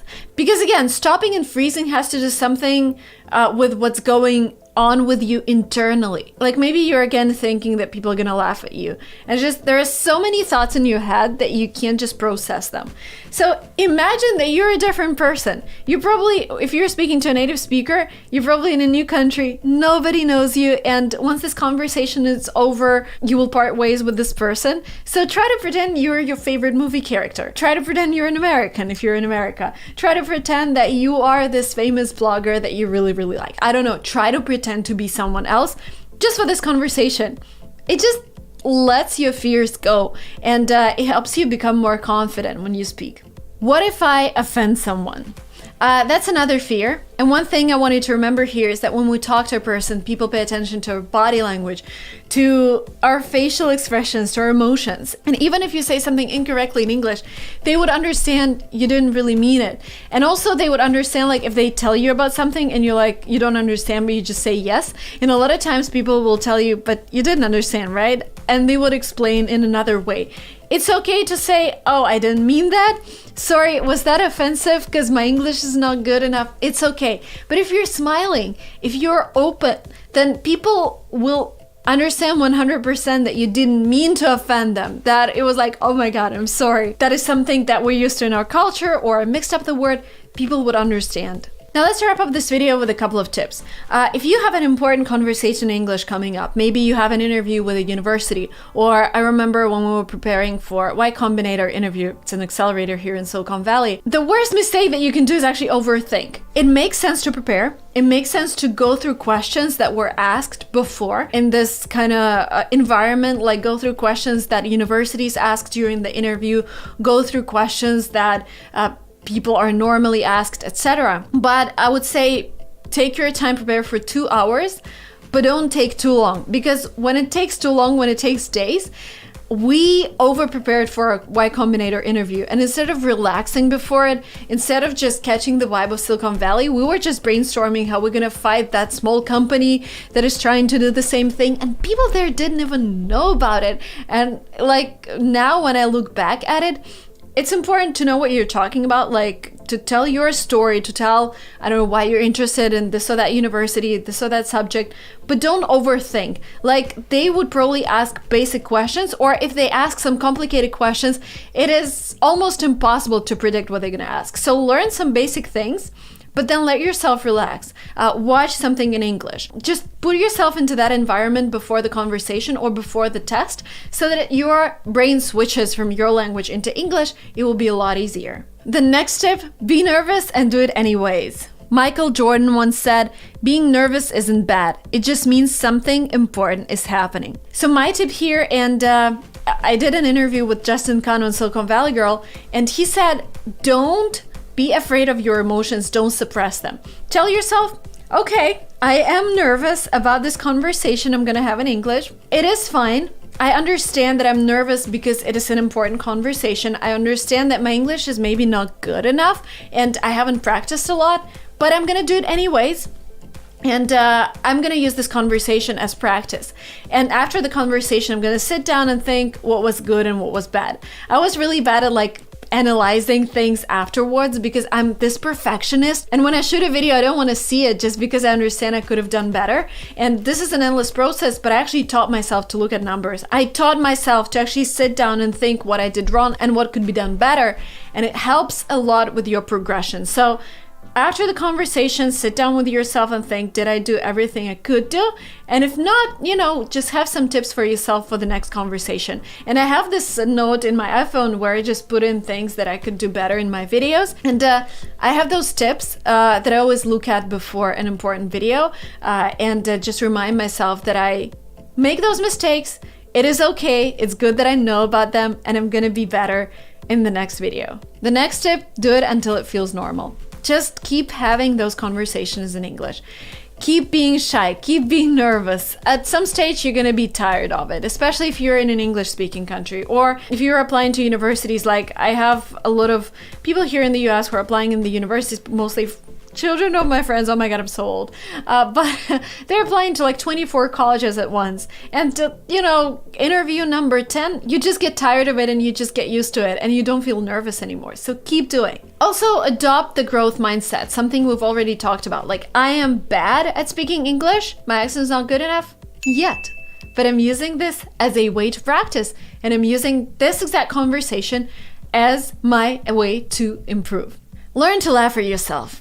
You know, life is simple. We overcomplicate so many things. We tend to think that this meeting is game changer. It is not.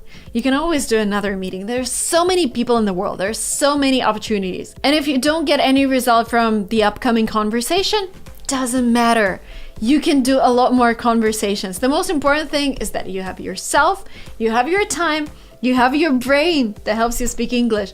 Like, don't create problems for yourself. Enjoy life. We only have one life, and I want you to go ahead and enjoy it and look at everything from a positive perspective, especially if it's something like smaller, like a conversation with a native speaker. Come on.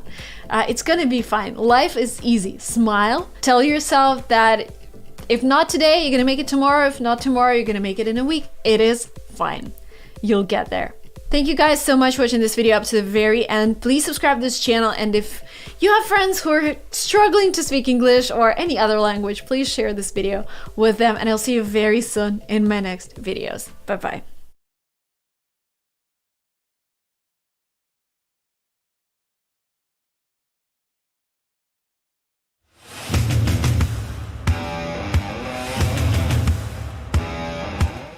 Want to speak real English from your first lesson? Sign up for your free lifetime account at EnglishClass101.com. Hi everybody, my name is Alicia, and today I'm going to talk about prepositions of time. I'm going to talk about a few prepositions we use when we're talking about time.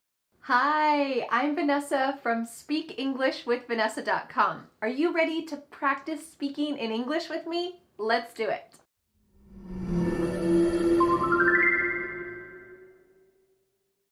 What do you do? Where you want to go? What you up to this weekend? Ooh, could you answer these questions in English? In today's English lesson, you will practice speaking with me about 7 of the most common conversation topics in English. We will practice vocabulary, questions, sample conversation, plus you will have the chance to have a sample conversation, practice conversation with me too. Over the past year, I have made 7 Speak With Me lessons, and today I have combined them all in a very useful lesson where you can practice them for the next 2 hours. To help you never forget what you've learned, I've created a gigantic free PDF worksheet using all of the vocabulary, phrases, questions, sample sentences, and some challenge questions so that you can never forget what you've learned. You can download this free PDF worksheet with the link in the description. All right, are you ready to get started? We're going to be talking about these topics today. So drum roll, let's get started with the first one, weekend plans. Are you ready to learn the most important conversation question of all time? At least according to me. Is that question, what's your name? No. Is that question, will you give me money? No. Is that question, do you love me? No, no, no. The most important conversation question is, there's actually 2 parts. What about you? How about you? When someone asks you about your weekend plans and you say a little reply, I'm going hiking, I'm not doing much, there might be an incredibly awful, awkward pause. What happens next? Well, this is where the most important question comes in. You can ask them, what about you? How about you? You can kind of imagine tossing a ball back and forth. The other person has asked you a question. What are you doing this weekend? They throw you the ball. Now you reply and you say, okay, yeah, I'm going hiking or I'm not doing much. You need to throw or toss the ball back to that person. And this question does that. How about you? It means you are asking the same question back to them. What are you doing this weekend? How about you? So I want you to remember this wonderful question. Either of them, actually, they have the exact same meaning. How about you? What about you? Remember these questions because later when we practice this at the end of this lesson during our conversation speaking time, remember these questions and use them.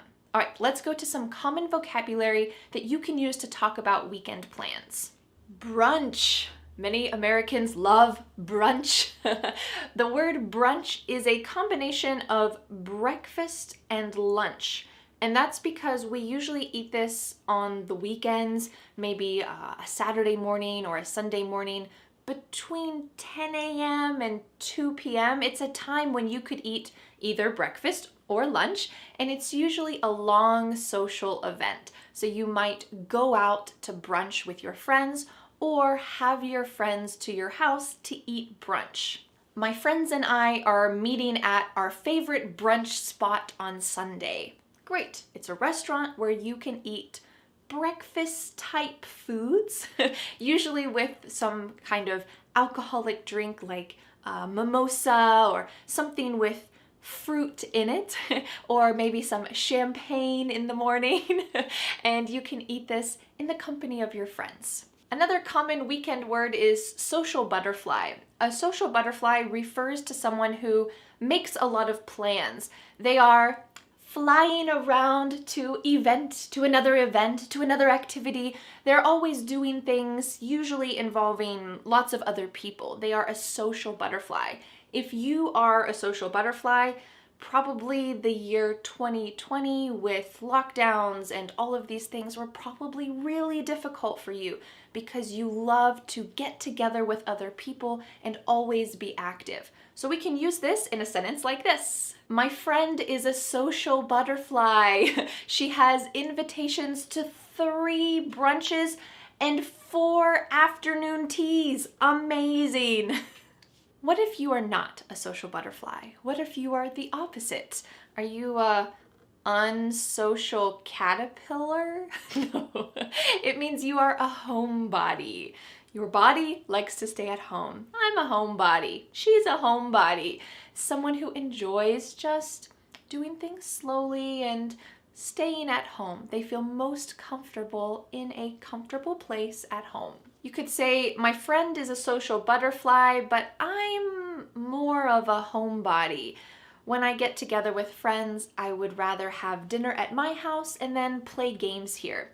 I think this is kind of true for me personally. As I get a little bit older, I prefer these kind of intimate group settings. Instead of lots of people, I prefer just a couple friends at home, maybe having a bonfire outside, roasting some food or some marshmallows, and this kind of intimate setting. I enjoy doing activities at home more often than when I was a little bit younger. To stay in. Unfortunately, that has been probably a lot of our weekend plans for the past year, and it means that you're just gonna stay at home. It doesn't mean you're gonna do nothing. It just means you're not gonna go anywhere. I'm gonna stay in. You might say, it's supposed to be cold and rainy this weekend, so I'm just gonna stay in and read a book.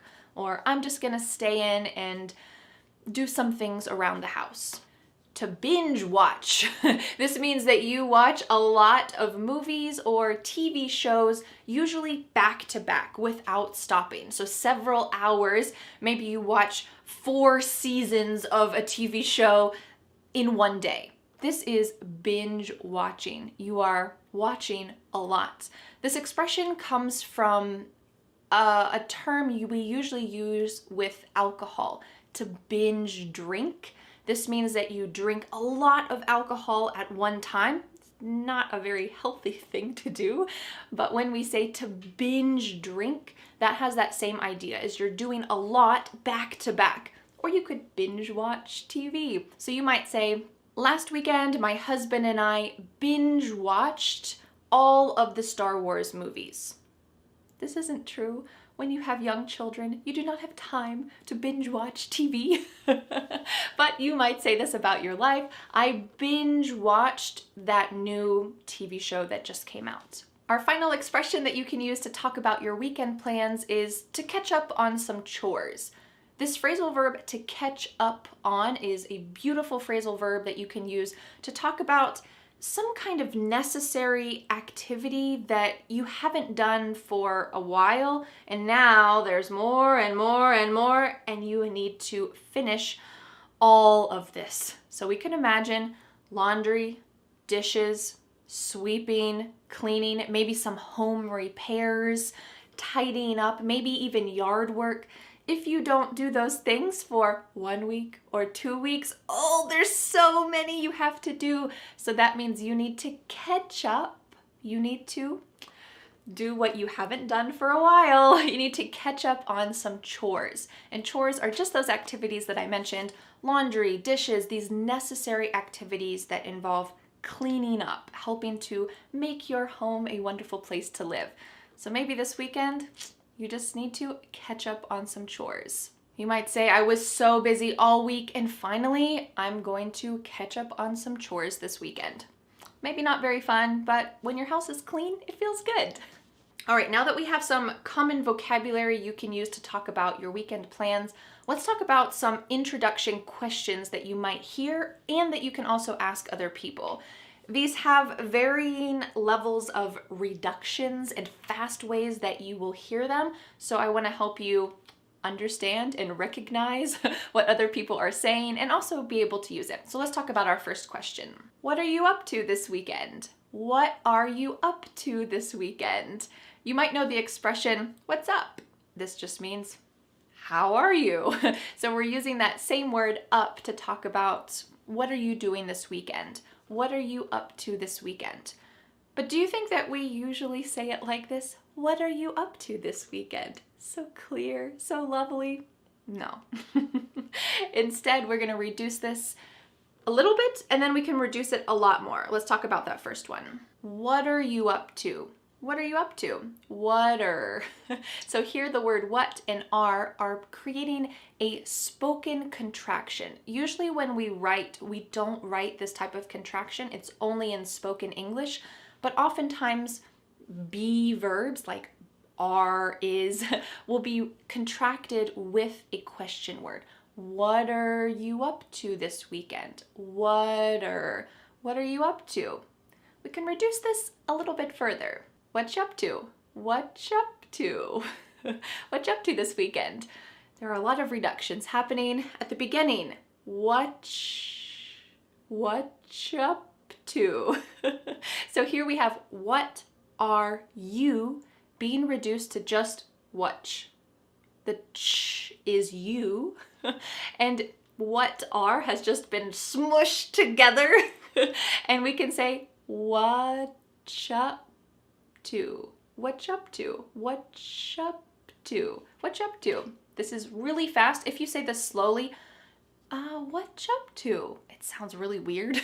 So we only use this in really fast English. So if you're going to say this, it needs to be quickly and reduced and linked together. Most likely you're gonna hear this, so I wanna make sure that you can understand when someone says, hey, what you up to this weekend? What you up to this weekend? You can say, oh, Vanessa taught me that. I know what that means. What are you up to this weekend? Yes. So let's go on to our next expression where we're gonna also reduce this a bit and help you to understand it. What have you got going on this weekend? What have you got going on this weekend?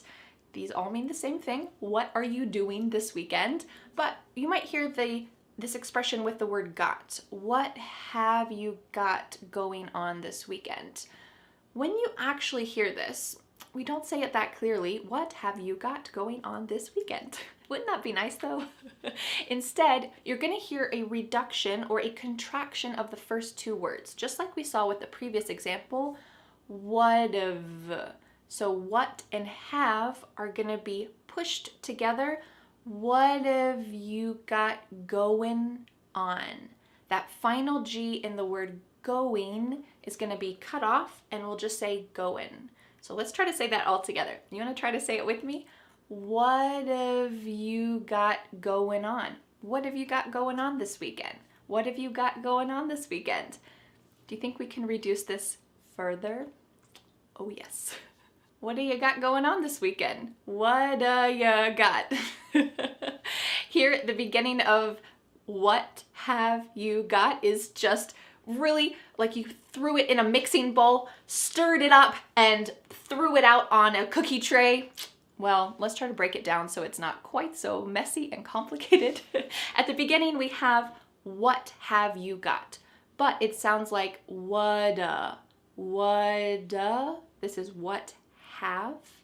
Whata ya. Ya is you. Whata ya got going. Again, we're gonna drop that G at the end of the word going. Going on. Whata ya got going on? Whata. Notice what's happening at the end of the word what. Do you hear a clear T? Whata ya. Whata ya. Nope, that T at the end of the word what is going to change to a D sound. This is really typical of American English, where a T that's surrounded by vowel sounds is going to change to a D. It's called a flapped T, and it just kind of rolls off your tongue in a smooth way. What you got going on? Can you say it with me? What do you got going on this weekend? What do you got going on this weekend? All right, let's go to our last question. You doing anything fun this weekend? You doing anything fun this weekend? What's happening at the beginning of this question? Should there be another word? Yep. Are you doing anything fun this weekend? Are you? But the word are, it's on vacation, it's just gone somewhere. So we're gonna start this question with the word you. You doing anything fun this weekend? It kind of makes the question seem a little more casual and less like an interrogation or like you're asking someone out on a date. It's just a casual question. You doing anything fun this weekend? But we can reduce this question. We're not gonna reduce it an awful lot, but we will hear this reduced a little bit.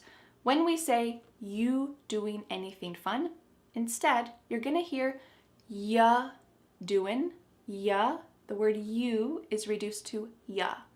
Ya doin'. Listen to that G at the end. Ya doin', it's gone. It's also on vacation. Maybe it's on vacation with the word R. So let's say, ya doin' anything fun this weekend? Ya doin', that's the main reduction that's going to happen in this question. You doing anything fun this weekend? Ya doing? Try to say that with me. You doing anything fun this weekend? You doing anything fun this weekend?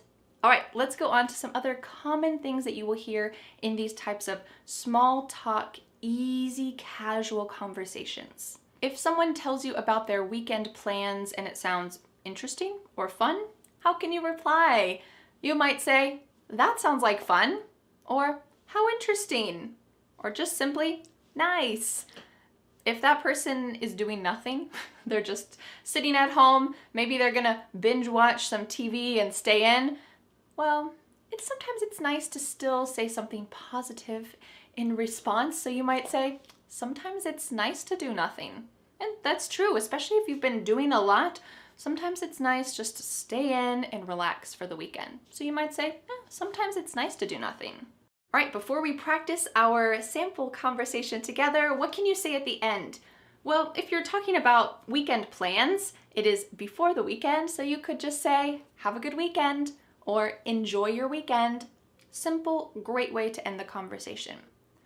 All right, let's take a deep breath. Are you ready to put all of this together? What I would like you to do is first, I would like you to listen to this sample conversation. Think about the different parts that are happening. You're going to hear our key, beautiful question, what about you? How about you? You're going to also hear some of the key vocabulary that we talked about, and also just some of the questions, the introductory questions. What you got going on this weekend? Great things like that that we'll put together. And then I'm going to put some pauses, and it's going to be your turn to have the conversation with me. So first, let's watch the conversation sample. Hey, what you up to this weekend? Oh, nothing much. I'm just gonna stay in and catch up on some chores on Saturday.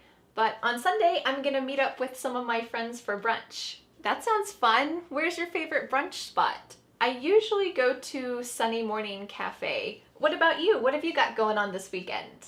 I'm kind of a homebody, so I'll probably just read a book in my hammock. That sounds nice. Well, have a good weekend. Enjoy your book. Thanks, you too. Have a good weekend.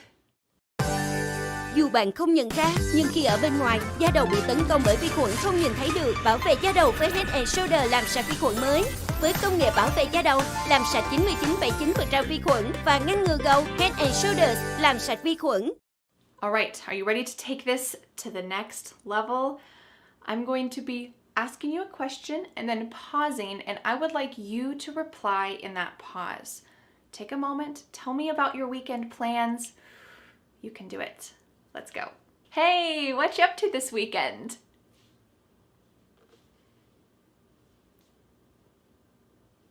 How interesting. How often do you do that? Oh, me? I'll probably go hiking since the weather's gonna be so warm. Well, nice talking to you. Have a good weekend. Well, how did you do? If you would like, you can go back and practice that little sample conversation. You can take a deep breath, enjoy yourself. That's part of learning English, is I want you to enjoy the process, enjoy the journey. Let's start with some common questions for talking about eating out in restaurants. Since the pandemic began, a lot of restaurants have changed their service model. So these questions will cover eating in a restaurant, but also ordering food to go. So I hope that these will help you in any situation that you're in. Let's start with our first question. Do you want to eat out? This phrasal verb to eat out means at a restaurant. We don't often say, do you want to go to a restaurant? Do you want to eat at a restaurant? We just say eat out. Do you want to eat out? But we often reduce this question to sound a little more comfortable and casual. You want to eat out? Ya is you. You want to eat out? You want to eat out? We've dropped the question word completely. Do. Just ya. Ya. And then we have reduced want to to become wanna. This is a common reduction in English. Can you say this question with me? You wanna eat out? You wanna eat out? Or we could cut off that first word ya completely and just say, wanna eat out? Ask it with me. Wanna eat out? Great. Then you might ask, where do you want to go? Where do you want to go? But do you think we say it clearly like this? Unfortunately not. Instead, you could say, where you wanna go? Where ya wanna go? So this is a similar reduction to our first question. You becomes ya, and want to becomes wanna. Where ya wanna go? Where you wanna go? Where you wanna go? Should we order pickup? Should we order pickup? I want to let you know that in the US, there are a lot of terms that are used for this idea that you're not eating in the restaurant, you're ordering food, but then you get the food and you take it somewhere else. Maybe you take it back home or you take it to a park. We could use a couple different phrases and it's just your personal preference. For me, I say pick up. Do you want to order pickup? Do you want to get pickup? But you could also say, should we order takeout? Should we order carry out? Should we order takeaway? So a lot of different phrases, and you are going to hear these all around the US, so it's just your choice what you'd like to use. Another fun question to ask what someone would like to eat is, what are you in the mood for? What are you in the mood for? Don't deny it. Sometimes in your heart, you're just in the mood for comfort food, something that's heavy and rich and reminds you of a cozy, warm time in your childhood. Maybe it's not very healthy, but you're in the mood for comfort food. Or maybe you're in the mood for something light. So you want a salad or sushi, something light. So this idea of what are you feeling like you want to eat? But we often reduce this question, and instead of saying, what are you in the mood for? We might say, what you in the mood for? Whatcha is what are you? Whatcha in the mood for? Here the word you has been reduced to cha. Cha. This is extremely common in spoken English that the word you gets changed up in a lot of ways. We already talked about one of those, ya, and this is another, cha. What you in the mood for? What you in the mood for? Or we could reduce this even further. What you in the mood for? What you in the mood for? This is extremely reduced, but notice what's happening. What are you in the mood for? The word are is gone, and the word you has been reduced to ya. So when we link together what and you, it's super fast. What you in the mood for? What you in the mood for? You don't want to say this reduction slowly. What you in the mood for? Now, we can say it like that to practice for this lesson, but when this is in daily conversation, it's really fast. That's the purpose of a reduction. So do you think you could say this with me really fast? What you in the mood for? What you in the mood for? What you in the mood for? Great. All right, let's talk about some common answers to these questions so that you can be prepared and ready.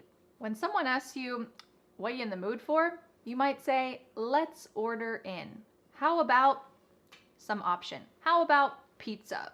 Let's order in. This is another phrase for talking about bringing the food back to your house. You don't want to get all ready and then go to the restaurant, or maybe you don't feel comfortable doing that. So you might just say, let's order in. How about pizza? This expression, how about, is a great way to give a suggestion. This is excellent in professional situations. Hey, how about if we try this marketing plan? Or it's great for informal situations to give a suggestion about something you want to eat. How about pizza? What do you think about that? Sometimes this question is reduced and it sounds like this. How about pizza? How about pizza? The first A in the word about is gone. It's just missing. So we say, how about pizza? Can you say that reduction quickly with me? How about pizza? How about pizza? Great. Or you could say, I'm feeling tacos. Does that sound good? So you're giving your opinion. You'd like to eat tacos, but you also want to know what the other person wants. So you use a great question. Does that sound good? but we often reduce this a lot. So let's take a look at the first reduction. You might say, I'm feeling, cutting off that G, I'm feeling tacos. How's that sound? How's that sound? Instead of how does that sound, you can say, how's that sound? How's that sound? Can you say that quickly with me? I'm feeling tacos. How's that sound? I'm feeling tacos. How's that sound? Great. We can also reduce it and switch it up a little bit. I'm feeling tacos. Does that sound okay? I'm feeling tacos. That's what I want, but I want to know your opinion. Does that sound okay? Reduces to, does that sound okay? Reduces to, does that sound okay? Does that becomes that. Does that sound okay? Does that sound okay? Can you say it with me? I'm feeling tacos. Does that sound okay? Great question. Because a lot of restaurants have changed over the last year, and you never know when a restaurant might be closed, it's a good question to ask, is Ted's Cafe open? I would love to go there. Is some restaurant open? I would love to go there. There's a little way that we can reduce this question. Take a look at this. Is Ted's Cafe open? I'd love to go there. The word would becomes I'd. I would, I'd. So you can say, is Ted's Cafe open? I'd love to go there. Can you say it with me? Is Ted's Cafe open? I'd love to go there. Great. In the US, a lot of restaurants are having outdoor seating. So you could say, let's go to Louis, a restaurant named Louis. Let's go to Louis and eat lunch on their patio. Eat lunch on their patio. This is like an outdoor dining area. It's really nice when restaurants have this because sometimes you don't feel like eating at home, but especially with kids, if you don't feel like confining them inside a restaurant, or maybe you don't feel comfortable doing that, if a restaurant has a patio, it's much more informal feeling, and it's kind of a nice spur of the moment thing to do. A great expression that you can use is, let's grab a bite at Louis. Let's grab a bite at Ted's Cafe. To grab a bite is usually a quick meal. It might be lunch. Usually it's not dinner because it's pretty quick, but it might just be a short experience. It's not a long dinner. It's not a big to-do. Let's grab a bite at Ted's Cafe because I have to go somewhere later. Let's grab a bite at somewhere else. Can you say that with me? Let's grab a bite at Ted's Cafe. Let's grab a bite. Our final answer to the question, what you want to eat, is I know a place, or I know a spot that has great pasta. I know a place that has great pizza. I know a place. You could leave this simple and just say, I know a place, come with me. But if you want to be a little less mysterious, you could just say, oh, I know a place that has great pasta, come with me, and you've got to try it. Okay, this is kind of maybe an unknown restaurant location that not many people know about, and it's a great phrase to use. Oh, I know a place that you're gonna love. Excellent. Are you ready to practice these? First, I would like you to watch the sample conversation between my husband and I as we talk about where we want to eat, what we want to eat. Think about those phrases, notice the phrases that we use, and then after that, you're gonna have a chance to speak out loud and practice it yourself. Let's watch the sample conversation. Hey, you want to grab lunch? Sure, but I only have time for a quick bite before my soccer game. What sounds good? How about pasta? That sounds great. How about I call it in, you pick it up, and we'll picnic in the park before my game starts? That sounds great. I know a place that's close by and has great tomato sauce. All right, now it's your turn. I want you to use these phrases that you've learned. I'm going to ask you a question. We're going to have a little conversation together. It's your chance to speak out loud. So I'm going to ask a question and pause. Wait for your answer. No matter where you are around the world, I will be listening to you. So please take this opportunity to speak and use what you've learned. If you need to repeat this section again and again, do that. It's a great way to gain confidence as you speak. Are you ready? Hey, I'm hungry. Let's grab lunch. What you in the mood for? Oh, that sounds good. Do you know a good place? Oh, that sounds good. Do you want to eat there or get takeout? Great, let's go. Well, how did you do? Do you feel a little more confident discussing dining options and talking about eating out? I hope so. Thật là sung sướng khi được sống nơi đây. Mỗi ngày tắm mát, xong rồi ngâm cỏ cây. In this lesson, we're going to talk about some common questions to ask about vacations, some common responses, and then you'll have a chance to practice this with me. Are you ready? I know that vacation this year looks a little bit different than most years because of, well, this virus that we have going around. So it's going to be a little bit different than usual talking about vacation. Let's first talk about some common questions and how to pronounce those naturally in English. Do you have plans to go anywhere this summer? Okay, this question is fine. You could use this full question. Do you have plans to go anywhere this summer? Okay, but there are a couple different ways to either reduce or slightly change this question that are a little bit more natural. Where you going this summer? Where ya, which is you, going, dropping the G, where you going this summer? Where you going this summer? Or we could say, what you got going on this summer? Whatcha is what plus you becomes cha. Whatcha got going on? Again, we're dropping the G, but we're using a great phrasal verb, going on, going on. What's going on? If you go into a room and it's an absolute mess, you might use this phrasal verb and say, what is going on here? But you can use this also for vacation and say, what do you have going on this summer? Or reduced, what you got going on this summer? And it simply means, what are your plans this summer? What you got going on this summer? So if someone asks you this, you know that they're asking about your vacation plans. What you got going on this summer? Another common question is, are you doing anything fun for vacation? But we don't often say it as clearly as this, unfortunately, right? Are you doing anything fun for vacation becomes, you doing anything fun for vacation? Look at what's happening at the beginning of this question. Yeah. What happened to the verb are? Are you doing?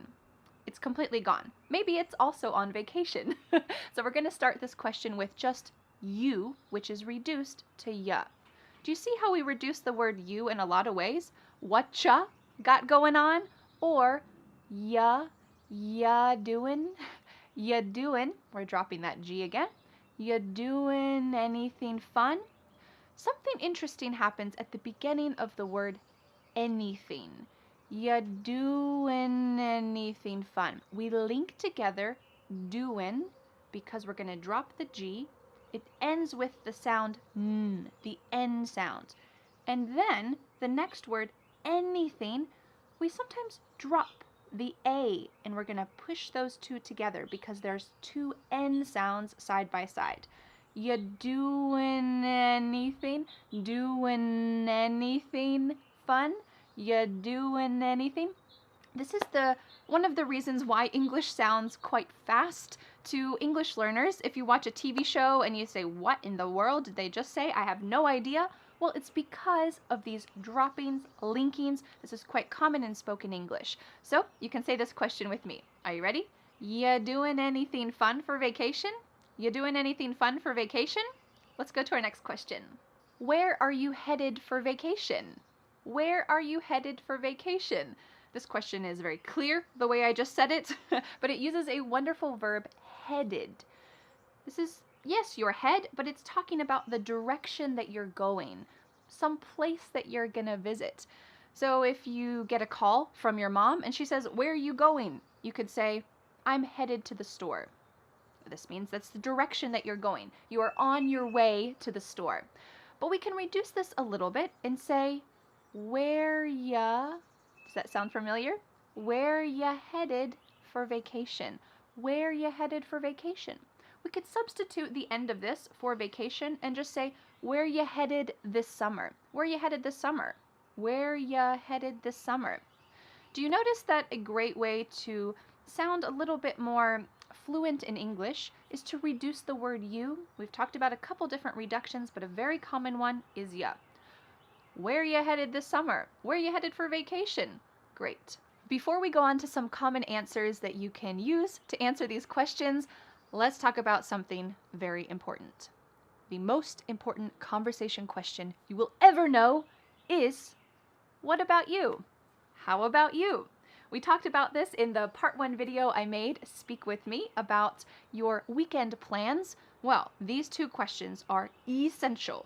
If you don't remember anything else from this video, please remember, what about you? How about you? We use these if you can imagine a ball. I'm holding the conversation ball, and when I ask you, how about you? Boom, I pass the ball to you. It is your turn to answer the same question. So if you ask me, where are you headed for vacation? And I say, not really anywhere. I'm staying home. What about you? I pass the question back to you.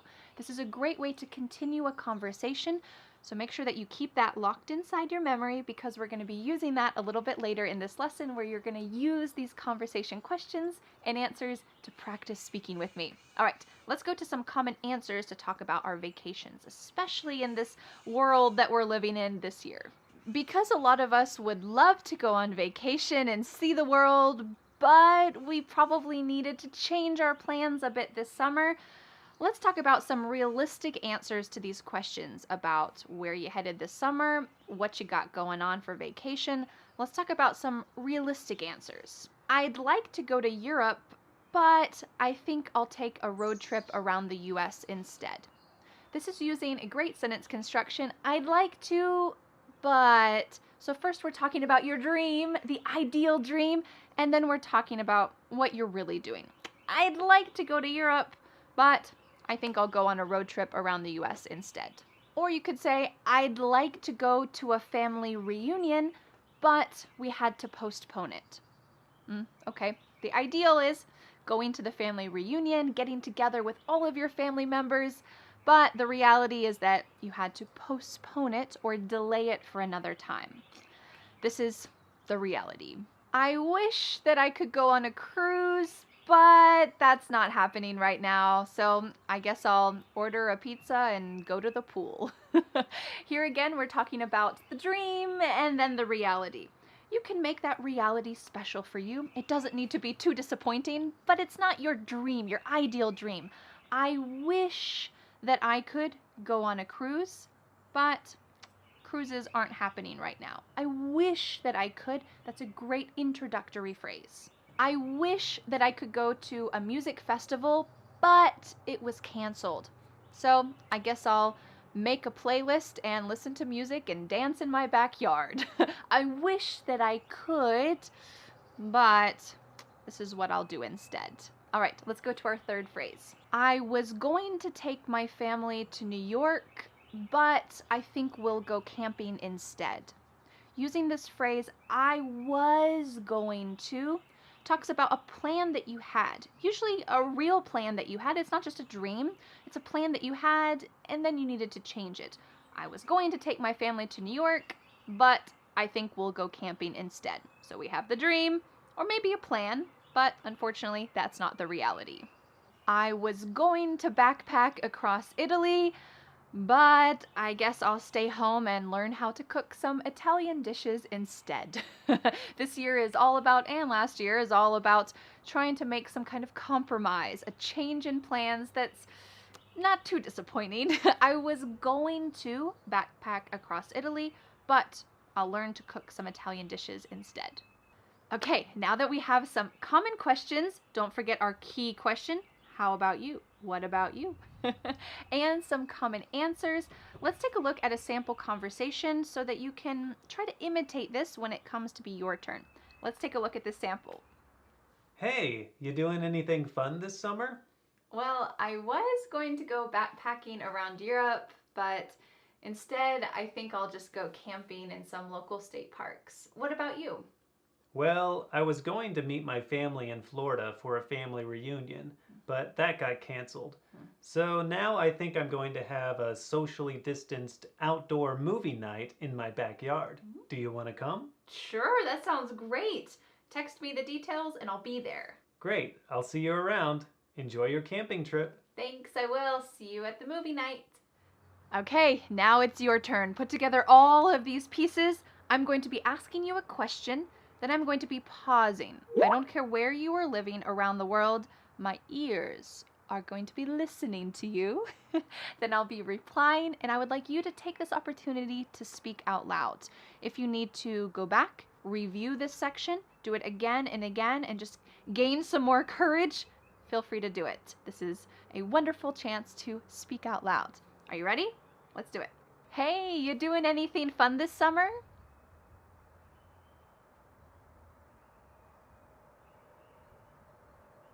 That sounds like fun. Have you done that before?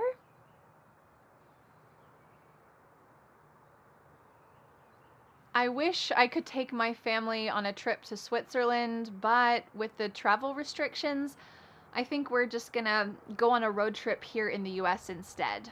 Yeah, well, it was nice talking with you. See you later. So how did you do? Do you feel a little bit more comfortable talking about your vacation or summer plans? Feel free to go back and review our practice section together. It's a great way to speak out loud. Làm sao tạo nên điều tuyệt vời khi mình còn chưa tự tin với mái tóc gãy rụng này? Pantene với công thức Pro Vitamin ngăn rụng tóc chỉ trong 14 ngày. Tóc chắc khỏe, tỏa sáng đầy thần thái với Pantene.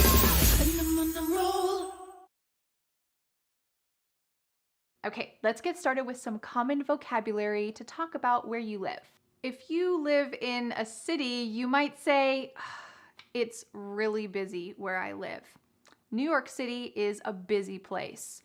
Or you could use the word crowded. Tokyo is a crowded city. There are lots of people everywhere, and there are not many places where you can be alone and have a quiet moment. Maybe you might say that your city is busy and crowded. What's the opposite of this? You can say, Stockholm, Sweden is a relaxed city. It's a quiet place. I don't know, I've never been to Stockholm. If you're from Stockholm, Sweden, let me know. But you might say, where I live is just a relaxed place. Or we can say, it's relaxing. If you come visit where I live, it's very relaxing and quiet. Maybe that's because it's in the country. Let's go on to these two common words to talk about the type of place you live.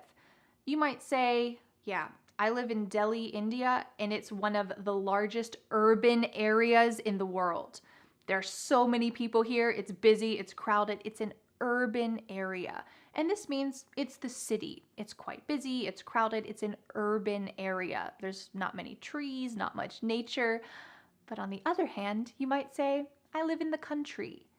The word country means United States, France, Japan, these places, but in the US we use this to mean countryside. We do say countryside sometimes, but we're more likely in the US to say I live in the country. That means in nature. Maybe there's some farms around you, maybe there's forests around you, and you don't live in a busy urban city center. You live in the country. So I wonder for you, do you live in the country or do you live in an urban city center? Do you live somewhere that's difficult to get to? You might say, yeah, my city is off the beaten path, but it's worth visiting. So for me, my city, Asheville in North Carolina, it is definitely off the beaten path. It's not a huge city. It doesn't have a big airport that comes here. It's off the beaten path. But if you want to check out some other local sites in the US, it could be nice to visit. It's off the beaten path. This also can be used to talk about locations within a city. So, if you visit Paris and you go to the Eiffel Tower and then you get hungry, well, the places that are close to the Eiffel Tower to eat, those are what we call tourist traps. Those places are only for tourists. They're extremely expensive. They're not high quality. It's just to trap tourists. But if you want to eat at a great location, you might go somewhere off the beaten path. This is somewhere that not many other people go to, and it's an expression that's great to use about like little secret local locations. So when I visit your city, I might ask, are there any places off the beaten path that I can visit? Are there any restaurants off the beaten path that only locals know about? What is something off the beaten path that I can do? Let's say that where you live is not extremely popular, but it's becoming more popular. Maybe because of the pandemic last year, people are traveling to different types of destinations. Maybe they're deciding to travel to more nature places that are in the mountains or places that are not in big city centers. Well, that might mean that where you live is becoming an up and coming place. We use this term up and coming to talk about somewhere that's not extremely popular, but it's becoming more popular. So you might say, yeah, my city isn't really popular right now, but it's an up and coming place. You've got to check it out. We can use this on a smaller scale, just like off the beaten path, to talk about a restaurant or a neighborhood. Yeah, that neighborhood used to not be a good neighborhood, but now it's an up and coming neighborhood. You've got to walk through it, just look at the houses, look at the architecture, enjoy the sights. So you might say it's an up and coming place. Excellent expression. Our final expression to talk about where you live is must see, or some must-see locations. Can you imagine what this means? Does it mean it's not important to see it? Nah, you can skip that. No, you must see this. So, for example, when you visit Egypt, the pyramids are a must-see. So we can use it as a noun, a must-see. Of course, when you go to Egypt, the pyramids are a must-see. When you go to London, Big Ben is a must-see. When you go to New York City, the Empire State Building is a must-see. These are kind of like the top things that you need to see. But even if you don't live in one of those really popular cities, if you live somewhere a little bit off the beaten path, you can still use this expression. You might say, in my city, yeah, this view on the top of the mountains, yeah, that is a must-see. You drive up this hill and you can have a great 360 view. That is a must-see. So it's something that you cannot miss when you visit that location. So when I visit your city, tell me, what are some places that are a must-see? I don't want to miss them. Next, let's talk about some common questions that you can ask other people about where they live, and also other people will ask you about where you live. So make sure you're comfortable answering them about where you live. The first question is, where are you from? This is an extremely common question, and you can just say, yep, I'm from the US. But it's nice to give a little more details. So you might say, I'm from Asheville in North Carolina. It's a pretty quiet place, but it's kind of up and coming. Great, you're giving some details. It's quiet, but it's also up and coming.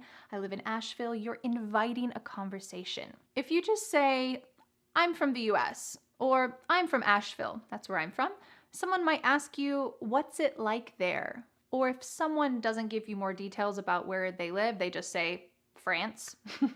I live in London. I live in LA. Okay, well, you might want some more details. You want to continue the conversation. This is a great question to ask. What's it like there? What's it like there? What is it like there? They might say, oh, it's so hot in the summer, but in the fall, it's awesome because we get some great leaves and you gotta check it out in the fall. Excellent. If someone has not mentioned the weather yet, you can say, what's the weather like there? They can go into some details. You could say about your city, the winter is so cold, we get tons of snow, but when it melts in the spring and all of the leaves become green and the flowers bloom, it's awesome. You've got to visit in the spring. If you have not told someone what time to visit yet, they might ask, what's the best time to visit? So when Dan and I were planning a trip to go to Costa Rica a couple years ago, we did a lot of research about what is the best time to visit Costa Rica. Their seasons are very different than our seasons, and we were going to be spending a lot of time outside. So we wanted to make sure it wasn't going to be raining the whole time, wasn't going to be pouring down rain or too hot the whole time. So we asked this question, when's the best time to visit? So someone might ask you, when's the best time to visit your city? For my city, I think the best time to visit is the fall. The leaves are beautiful in the mountains. There's so many different colors and the air is so crisp and fresh. You gotta visit in the fall. If someone asked you, what's your city known for? What would you say? This means, what is your city famous for? Or why do people visit your city? It might just be something simple, like, the air is so fresh. Or it might be, oh, they just love this pastry, this type of dessert that's made in my city, and a lot of people like to come and eat that pastry. Cool, it could be something simple, or if you live in a bigger place, you can obviously talk about some famous destinations that your city is known for. But if people have not heard about your city, they might ask this question, oh, what's it known for? What's your city known for? And then you can think about some great places to visit that people might be interested in. Whenever I ask someone about their city, especially if I'm going to visit, like your city, I like to ask about their personal favorite thing to do. So someone might ask you, what's your favorite thing to do in your city? Or what's your favorite thing to eat there? What's your favorite thing to see? Because I think that local people's perspectives are often different than a tourist perspective. So finding out what the locals like to do, specifically what you like to do, can be really valuable and can add to a rich visiting experience. So if I asked you, what's your favorite thing to do in your city? You might tell me, oh man, there is this little bar off the beaten path down this alley and you gotta check it out. It's so cool. They brew their own beer and the atmosphere is awesome. It is a must see. Great! I bet that my trip to your city would be a lot more amazing because of that information. So make sure that you have some ideas that you can tell other people about your city. Our final question is a little more broad. Someone might simply ask you, what do you recommend? Or maybe if you're talking to someone who lives in New York and you are about to visit New York, great, you can ask them some questions and say, what do you recommend? What do you recommend about New York? What do you recommend that I do? Oh, you got to see this museum. It's really cool. They have local artists that they have on display and all these different things you can see. Great, you're asking, what do you recommend in general?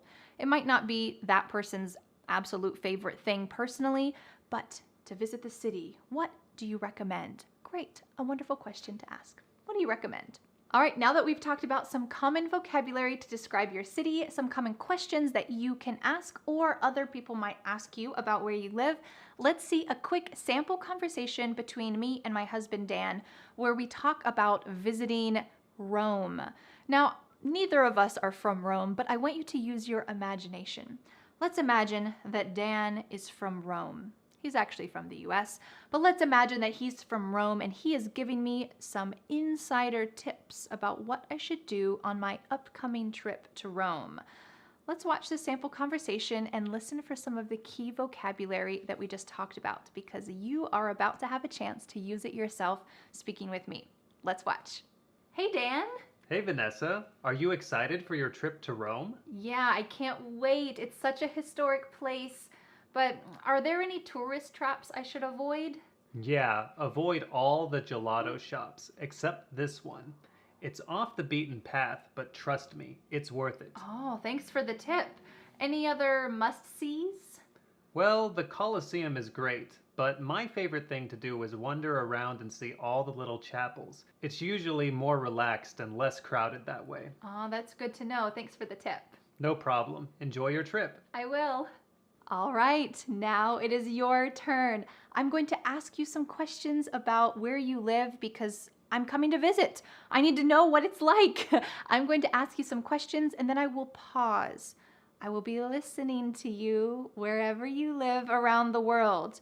I will be listening, so please speak out loud, use the expressions that you've learned, and I can't wait to learn more about your city. Are you ready to get started?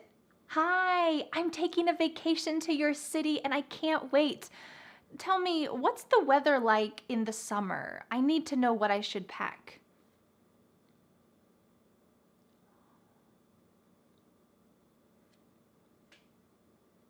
That's good to know. Thank you. Well, what's your favorite thing to do or see in your city?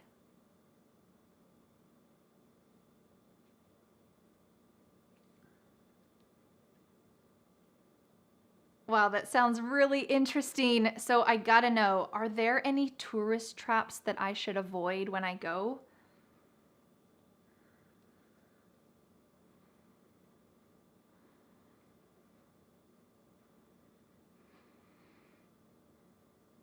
Thanks so much for the tip. I look forward to visiting. I can't wait to see you soon. Bye. All right, how did you do having this conversation with me? You're welcome to review that and say it again and again and again to practice and grow your confidence. Bánh răng dặm Gerber Organic mới. Organic từ nông trại tới bàn ăn. An lành tuyệt đối. Wow, và Gerber ai cũng xịn. Em có bánh gạo dai dễ cầm. Anh có bánh hình sao dễ bóc. Cùng nhiều vị trái cây. Giòn tan cho mình vui khám phá. Chăm da mãi nhưng thâm nám cũng chẳng giảm. Vì nghiên cứu L'Oréal Paris giới thiệu serum Glycolic Prime mới. Với Glycolic Acid, kích thích thay mới tế bào, giúp loại bỏ hắc tố melanin.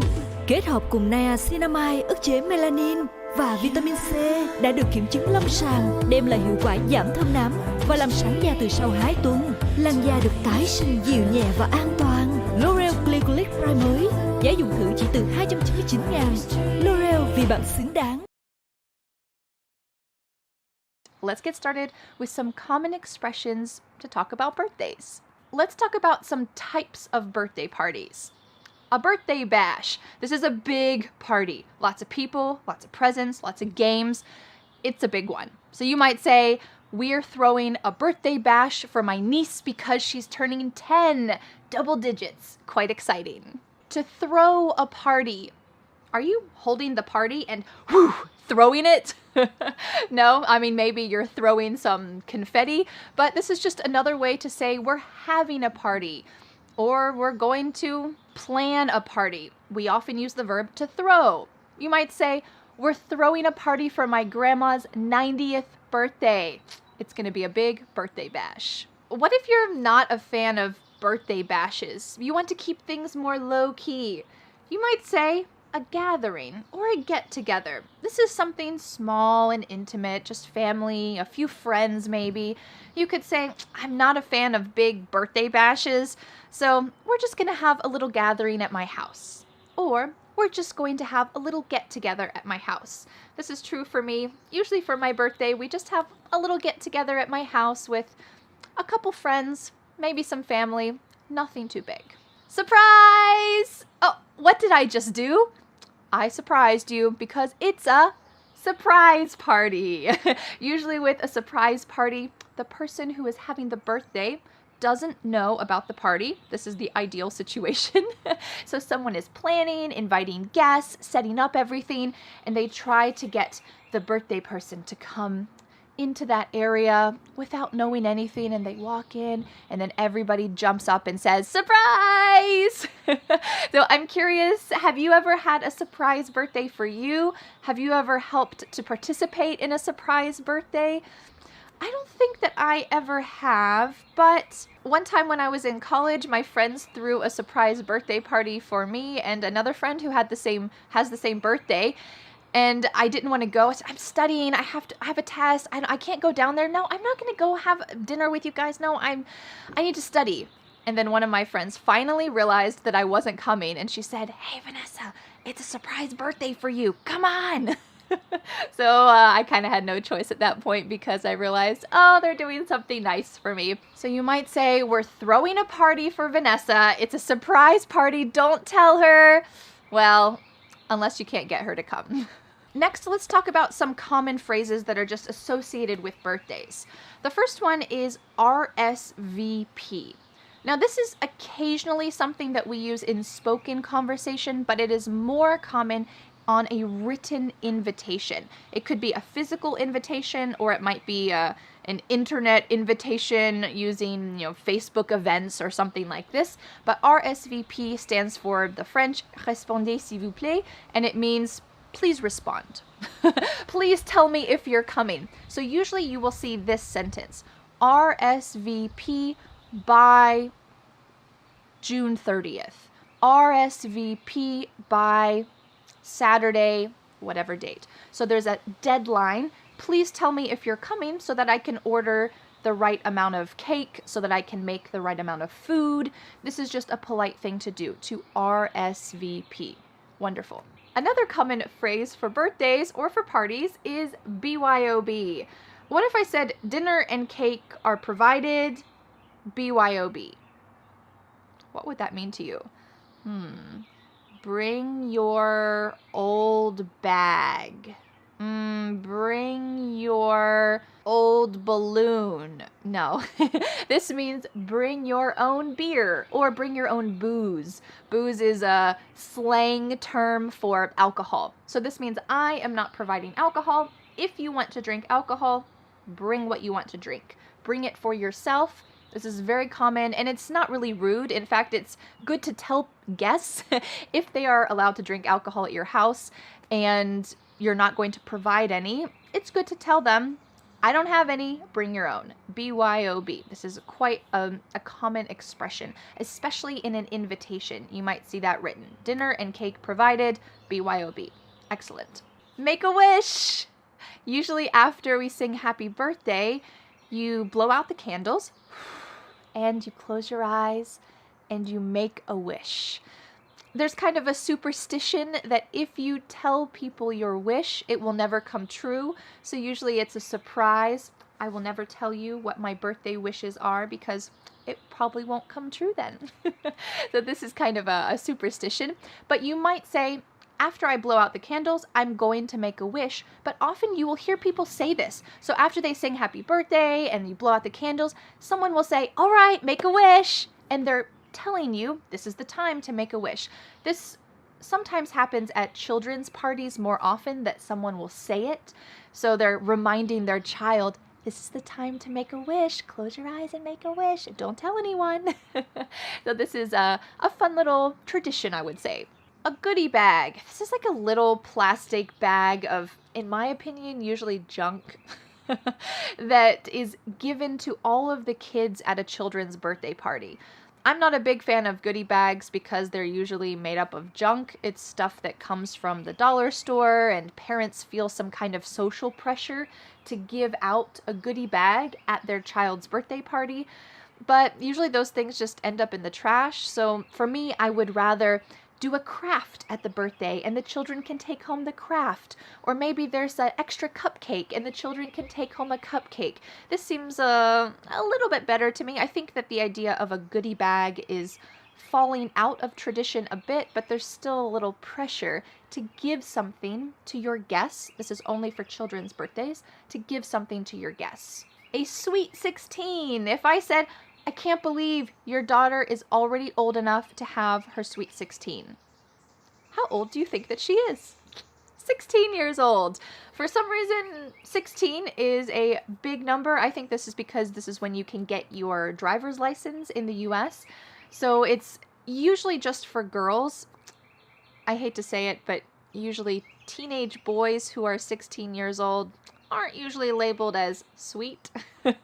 Maybe that was just my experience when I was a teenager. But usually a 16-year-old girl might have a sweet 16 party. And this is a big birthday bash to celebrate turning 16. The next big birthday is turning 21, and this is for anyone, boys or girls, and this is a big birthday because you can finally legally drink alcohol.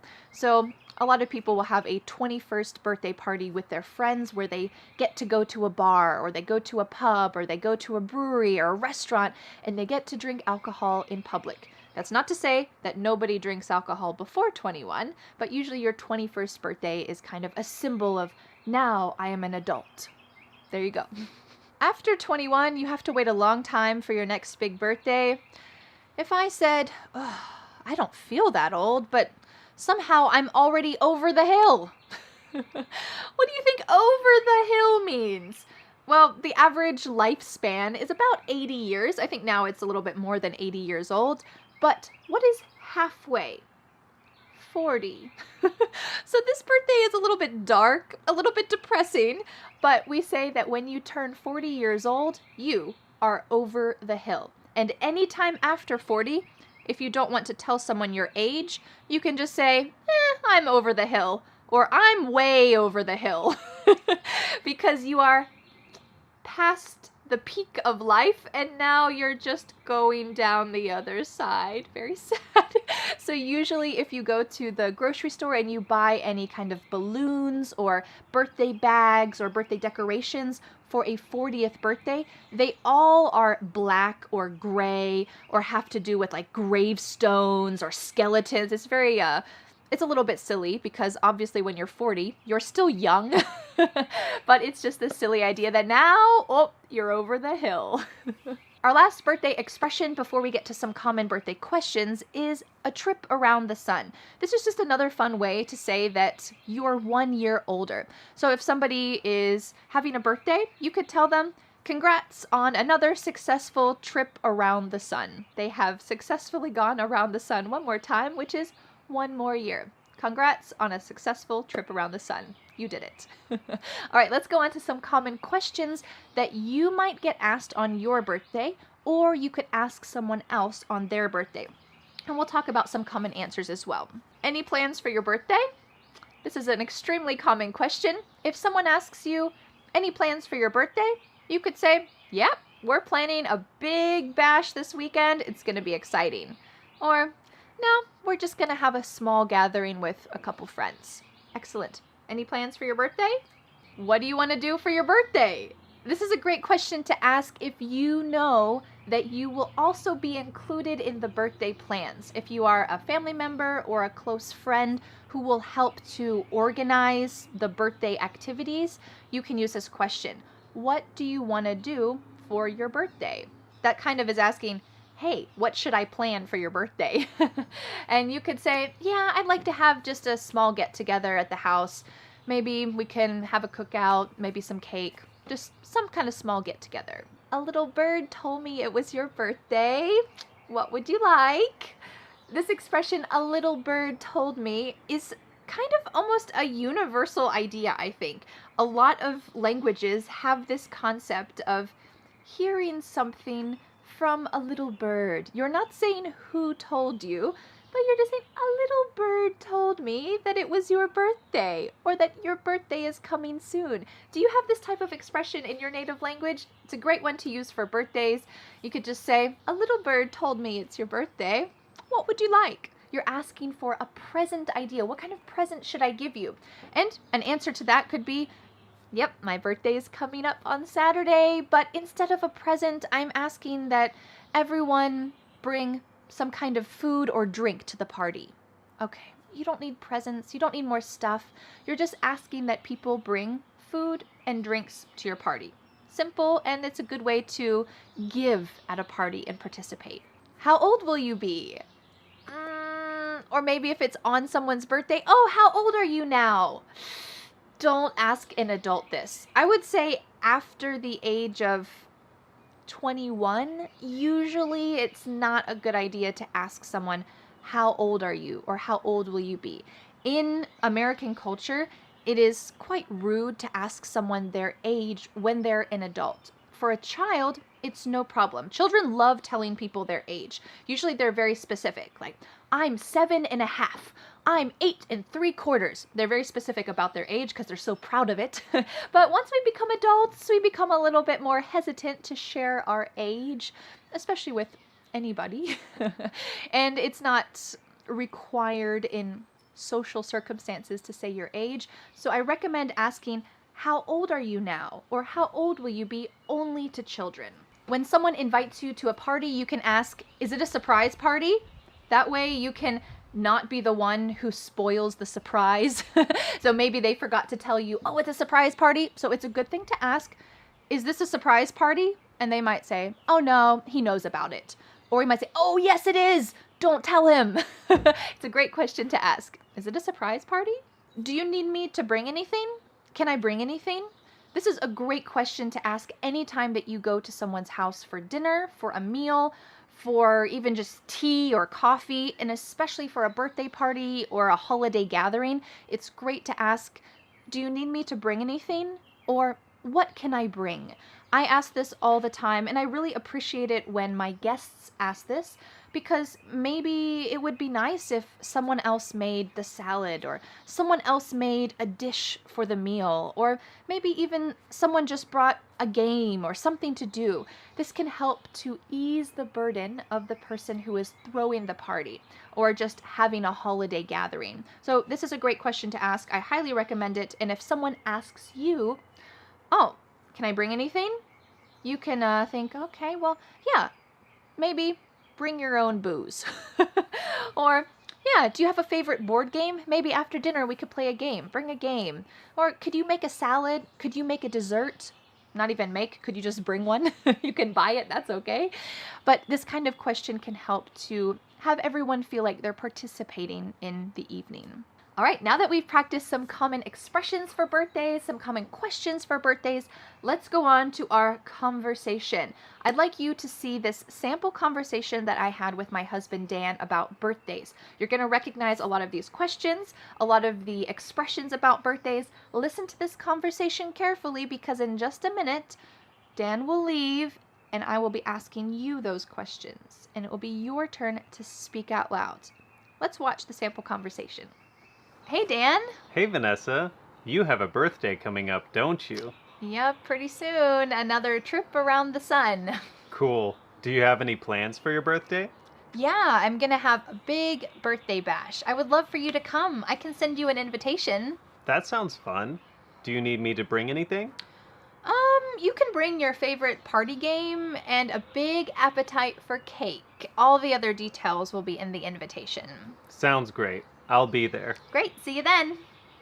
Okay, you watched the sample conversation. Now it's time to take a deep breath and practice this yourself. I'm going to ask you a couple questions and I will pause. I will be listening to you no matter where you live around the world.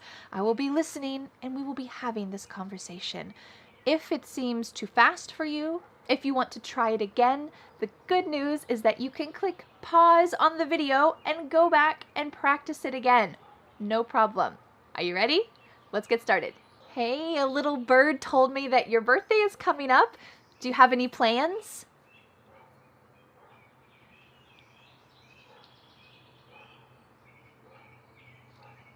That sounds like fun. Is it a birthday tradition or is that something new?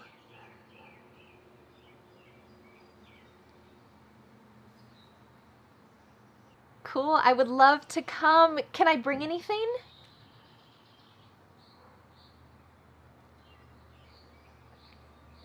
Great, I'll be there. I can't wait to celebrate another trip around the sun. So how did you do with this little sample conversation? I hope that it was a good challenge for you and it helped to boost your confidence speaking in English. That is the goal. You can always go back and review this.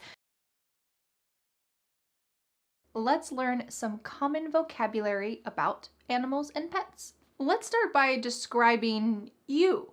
Can you describe yourself? I'm an animal lover. This means you love all kinds of animals. You might say, ever since I first visited a zoo as a child, I have been an animal lover. I just love all animals. Or if you would like to be a little more specific, you could say, I'm a cat person. I'm a dog person. Usually we keep it to cats and dogs, but you might say I'm a horse person. Does that mean that you have a cat head? I am a cat person. No, this just means that that is your preferred pet. You like cats. So for me, if you've been watching my English lessons for a while, you know I am a cat person. I've never had a dog, but I feel like I relate more to cats. I get along better with cats and I feel more comfortable with cats. But maybe for you, you might say, I'm a dog person. I would rather have a dog. Or maybe you have this unfortunate situation. You are allergic to dogs. Or maybe you might say, I'm allergic to cat fur. I love them. They're so cute and cuddly and I wish I could have a cat, but I'm allergic. If your eyes start to get red and your nose starts to run, maybe your throat hurts, that's a bad sign. It means that you are allergic to some kind of animal. Maybe you can take some simple medicine and you'll be fine, but sometimes it's a bigger problem than that and you just can't have a cat. You can't have a dog. I hope you're not allergic. Now let's describe your pet. But a little note, first of all, something that I've noticed that's different between English and some other languages is that when we're talking about our pets or someone else's pet, we use he or she. We don't use it very often because it feels like you're creating some kind of distance, or it's a wild animal, or you don't really care about that animal. It's just an object, it. So for example, if I'm going to tell you about my cat, little spoiler, I have a cat, I might say, she is a Siamese cat. If I say, I have a cat, it's Siamese, it's okay. And you will hear this occasionally, but it's more common to hear he or she. She's a Siamese. She likes to play with cat toys, he or she. And if you're not certain if an animal is a he or a she, like if you see a neighbor's dog and you want to talk to that neighbor about their dog, you can just say he and it's okay. The neighbor will maybe correct you and say, oh, yes, she's a poodle. And then you can say, oh, yes, what's her name? And you can use her when you find out. But in general, we use he or she for pets. A common word we use to describe pets is breed. What breed is your pet? But we often just say kind. What kind is it? So when we're talking about a dog or a cat, there are different types. So I already mentioned my cat is a Siamese cat. This is a specific type or breed of cat. What breed is your cat? Oh, he's a Siamese. She's a Siamese. What breed is it? But we often use the question, what kind is it? Which we'll talk about in our questions section in a minute. Another common term used with pets is a rescue. This is describing your pet. Both of my cats are rescues. I got them from an animal shelter. This means that I didn't buy them from a breeder who is making purebred cats. No, I went to the animal shelter. These are abandoned cats who need a home. I went to the animal shelter and I adopted, we often use the word adopted, I adopted 2 cats. They are rescue cats, or they are rescues. And this is the idea that I rescued them. Sometimes in the US, you see a bumper sticker, something like this, that says, my dog rescued me. Have you ever felt like this? Maybe you saved your dog from the animal shelter, but really, your dog changed your life. Your dog rescued you. You might also hear the word mutt. Mutt can be a little negative if you say it with a negative voice, but it just means that you're not certain what kind of dog you have. We only use this for dogs, and it means, well, it's a mix of so many different types of dogs that I have no idea. He's a mutt. We got him from the animal shelter, but you know what? He's the best dog I've ever had. He's a mutt, but I don't care. So it's that idea that he's not pure. He's not a purebred dog. He's a mix of so many kinds of dogs, but you know what? It's still a great animal. Next is fur and coat. My cat's fur is so soft. After I give my dog a bath, he has a silky coat. He's not wearing a coat, it's just talking about his fur. And these words are kind of interchangeable. He has soft fur, he has a silky coat. It's great words to talk about animal hair. Let's talk about some words we can use to talk about how friendly an animal is. The first one is just friendly. He's friendly. You'll often hear this as someone is walking their dog, and if their dog wants to come closer to you, the owner might say, oh, don't worry, he's friendly. He loves little kids. And your child can pet the dog. Or you might ask, is he friendly? And that means, can I pet him? So it's a great word to use to talk about if your dog is comfortable with people. He's friendly. He's not very friendly with little kids, so we'll just try to stay away. There are 3 words that are variations of this. One is wild. Lions are wild. They are not friendly towards people. I do not recommend trying to pet a lion. They are wild. The next level is stray. We might say, that cat is a stray cat, or he's a stray. And that means that he lives on the streets and maybe he'll come close to people to get some food. He might not really hurt you, but he doesn't want to live in your house. Maybe if you adopt him, he'll want to live in your house, but he doesn't have an owner. He's a stray. He's a stray cat. Some cities around the world have a lot of stray cats or stray dogs. They don't belong to anyone, but everyone helps to take care of them. Everyone helps to feed them. In the US, this isn't very common. We don't have a lot of stray cats or a lot of stray dogs because animal shelters are a big part of American culture. A lot of people, when they want a pet, they will go to an animal shelter instead of buying a purebred dog or a purebred cat. So a lot of stray dogs or stray cats who live on the street will be taken to an animal shelter for someone to adopt. So you might say, my cat was a stray before we got him. He was a stray cat before we got him, and now he's just so friendly. The next level is domesticated. So this means a cat or dog or animal that was previously wild and now he's very comfortable with humans. So we could use this for a lot of different animals like cows. Cows are domesticated.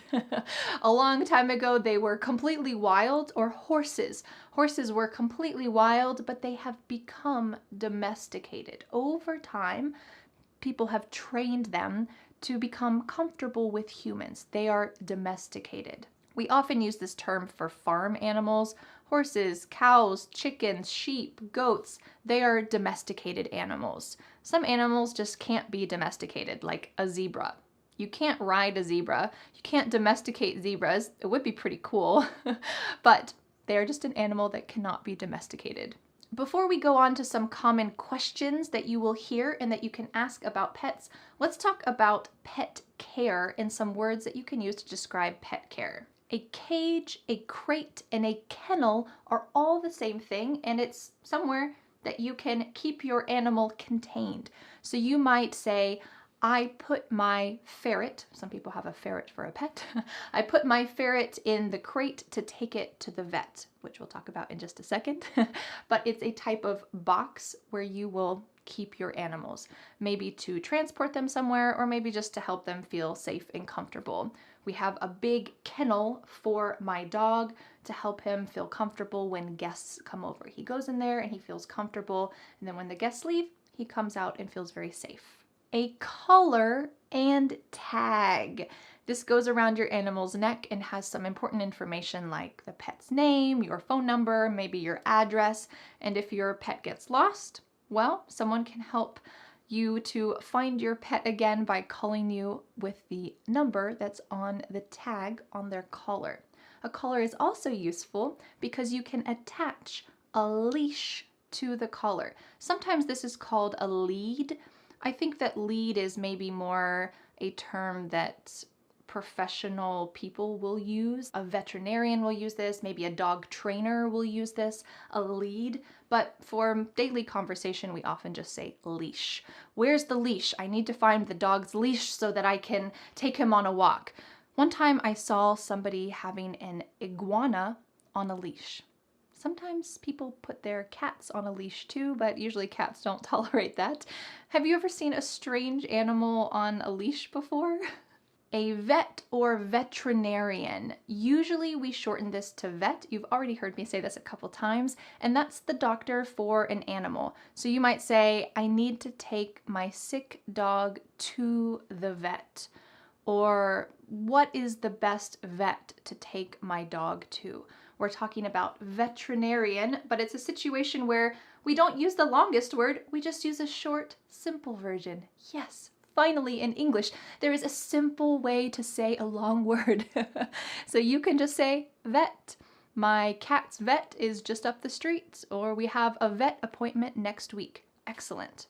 Now, I just want to let you know, if this is your job, if you are a vet and someone asks you the common question, what do you do? Which means, what's your job? And you say, I'm a vet.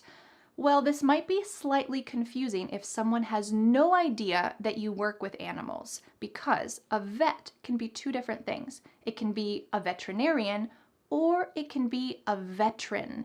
A veteran, that means someone who used to be a soldier, they used to be in the military, and now they're retired. So that means that you could either be an animal doctor or a retired person from the military. So if someone knows that you work with animals or that you're a doctor, if you say, oh, I'm a doctor, and they ask, what kind of doctor? You could say, I'm a vet. Okay, they will know that you work with animals. But if someone has no clue, you might say, I'm a veterinarian. You might elongate that a little bit just to be more specific. Or if you are a vet from the military, you might say, I'm a retired veteran, or I'm a retired vet, I was in the Navy. You might want to be a little more specific. So that's a situation that might possibly come up. What can you do to bond with your animal? You might play fetch. So you could say, my cat likes to play fetch. Who would have guessed? Usually dogs do, but sometimes cats do too. Or you could just say this word to your dog. So you have a stick, you throw the stick, and your dog runs after the stick. You could say, fetch boy, fetch, fetch the stick. So you're telling him, you're giving him a command about what he should do. Get the stick and bring it back to you. This kind of fun game. Or we might just pet your pet. Ooh. So this word can be used as a noun, as we've been talking about it. I have 9 pets. But what is this? Gently touching your pet. This is the verb to pet. When you are stroking or just gently touching your animal, this is a very kind, nice thing to do. Well, you are petting your pet. So if you're walking down the street and someone is walking a dog and that dog seems friendly, the dog wants to talk with you, and the owner says, oh, don't worry, he's friendly, you can say, can I pet him? Great, that means that you can stroke his head or his back or under his chin, and it's a nice way to enjoy a dog, to kind of connect with each other. Okay, are you ready to go on to some common questions that people will ask you about your pets and also you can ask? Let's do it. Do you have any pets? Very simple and straightforward question. You might say, when I was a kid, I had a dog, but now I don't have any pets. Okay, well, this is just answering in a nicer way than just, no, I don't have any pets. You're giving some information. When I was a kid, I had a dog, and now I don't have any pets. Good answer. When you see a dog, a common question is, what kind is he? We're talking about the breed of dog. What kind is he? It's sometimes unusual to see a purebred dog that's only one kind, only one breed, so you'll often hear this type of answer. He's a lab mix. We got him at the animal shelter. He's a mix. So this means he has 2 different, or maybe 3 or 4 different types of dogs in his blood. So we could say he's a mix or he's a lab mix, and this means he comes from different types of breeds. Another common question is, what's his name? Of course, you can just say your pet's name, but I wanted to give you some of the most common female pet names and also some of the most common male pet names in English. So the most common female pet names are Bella, Luna, Lucy, Daisy, and Coco. There are many other pet names for female dogs or cats or horses or who knows what, but these are some of the most common. In fact, one of my cat's names is Luna. Some of the most common male pet names are Max, Buddy, Teddy, Rocky, and Duke. These are really common male pet names in the US. A question we already talked about is he friendly? Great. Someone might ask you this if you have a dog, and you're welcome to ask someone else this if you want to pet a dog. Is he friendly? Yes, you can pet him. Another common question is, how long have you had him? And maybe this is not how old is he, but how long has he been a part of your life? So you might say, I got Max from the animal shelter 3 years ago. How long have you had him? I've had him for 3 years. If you mention that your dog or someone else mentions that their dog is a specific breed, you could ask this question. What made you decide to get that breed? Maybe you're just curious about that breed, you're trying to have a conversation, or maybe you're thinking about getting a dog too and you want some more information. So you could say, what made you decide to get that breed? And if somebody has, for example, a lab, which is a Labrador retriever, if somebody has a lab, they might say, well, I heard that labs are family-friendly dogs, so we decided to get one. Okay, they have a reputation for being good with kids, for being friendly.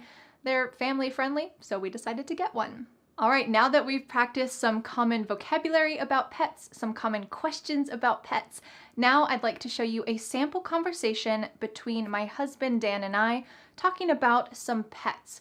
After this sample conversation, it will be your turn to speak with me and tell me about your pets, or maybe the pets that you wish you had. And after that will be the big reveal of my 9 pets. All right, let's watch the sample conversation. Hi, Dan. Is that your dog? I thought you were a cat person. Hey, Vanessa. I'm an animal lover, but Fluffy's not mine. I'm just walking him for a friend. Oh, gotcha. Is he friendly? Can I pet him? Yes, he's friendly. You can pet him, but watch out. He drools. Oh, good to know. Well, I'll stick to my non-drooling cats. Oh, but good boy, Fluffy. I'm gonna walk him at the park to play fetch. Wanna come? Sure. Okay, now it's your turn. I'm going to be asking you a couple questions, and then I'm gonna pause, and you can speak out loud and try to answer these questions and pretend like we're having a conversation together. If you feel like it's too short of a pause, feel free to pause this video. That's kind of the bonus thing, exciting thing about having a video conversation. You can pause me and spend some extra time explaining what you would like to say. All right, are you ready? Take a deep breath. Let's do it. Hi, I didn't know you had a pet. What kind is he?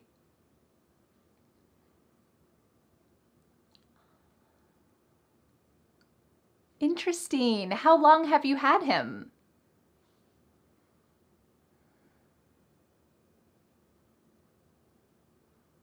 That's so nice. You know, I've been thinking about getting one too. What do you like to do with him?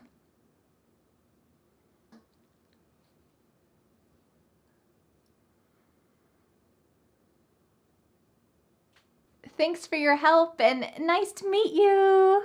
So how did you do? Are you ready to talk about your pets now? I hope so. I hope I have empowered you to be able to speak more comfortably about this common conversation topic.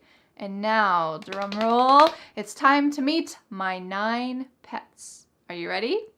This is Pippin. He's a tuxedo cat. This isn't a breed, but it just describes his coloration. And this is Luna. She's a Siamese, but we got them both from a shelter, so she's probably not a purebred Siamese.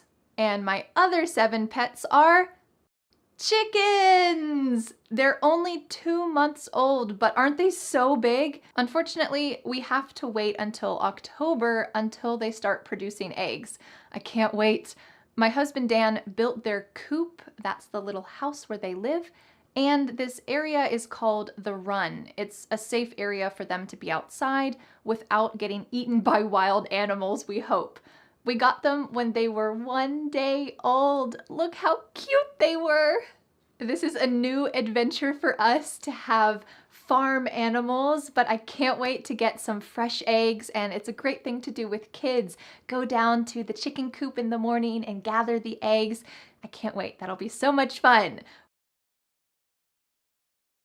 All right, let's get started with some common vocabulary about jobs. The first category have to do with employment. We'll talk about unemployment later. You might say, my day job is in an office, but I'm taking some night classes to become a nurse. This expression, my day job, usually means your primary job, the way that you make the most money. It could imply that it's during the day, but if you happen to work a night shift, you can still say my day job. This is my main job and how I make money. It's my day job. Another way to talk about your main job is to say my 9 to 5 is in a marketing firm. My 9 to 5.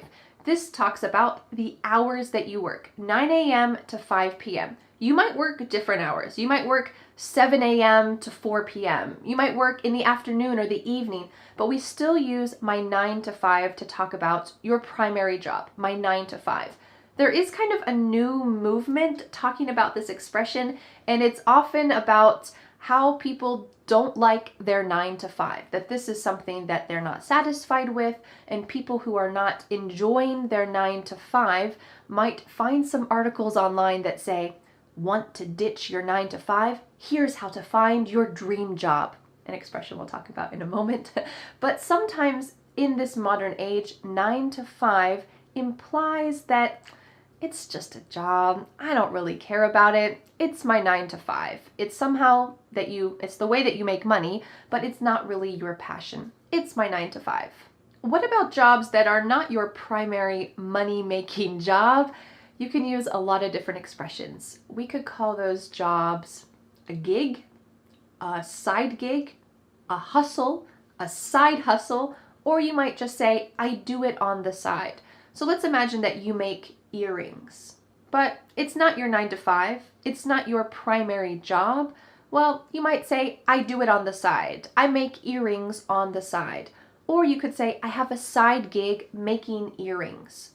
Okay, this is not your primary job, but it's something that you do and you still make some money, but it's not your primary job.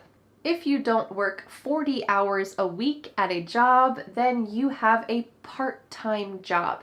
In the US, 40 hours per week is considered a full-time job, but a lot of jobs are part-time jobs. So you might say, yep, I work a part-time job on the weekends at a restaurant. I work a part-time job.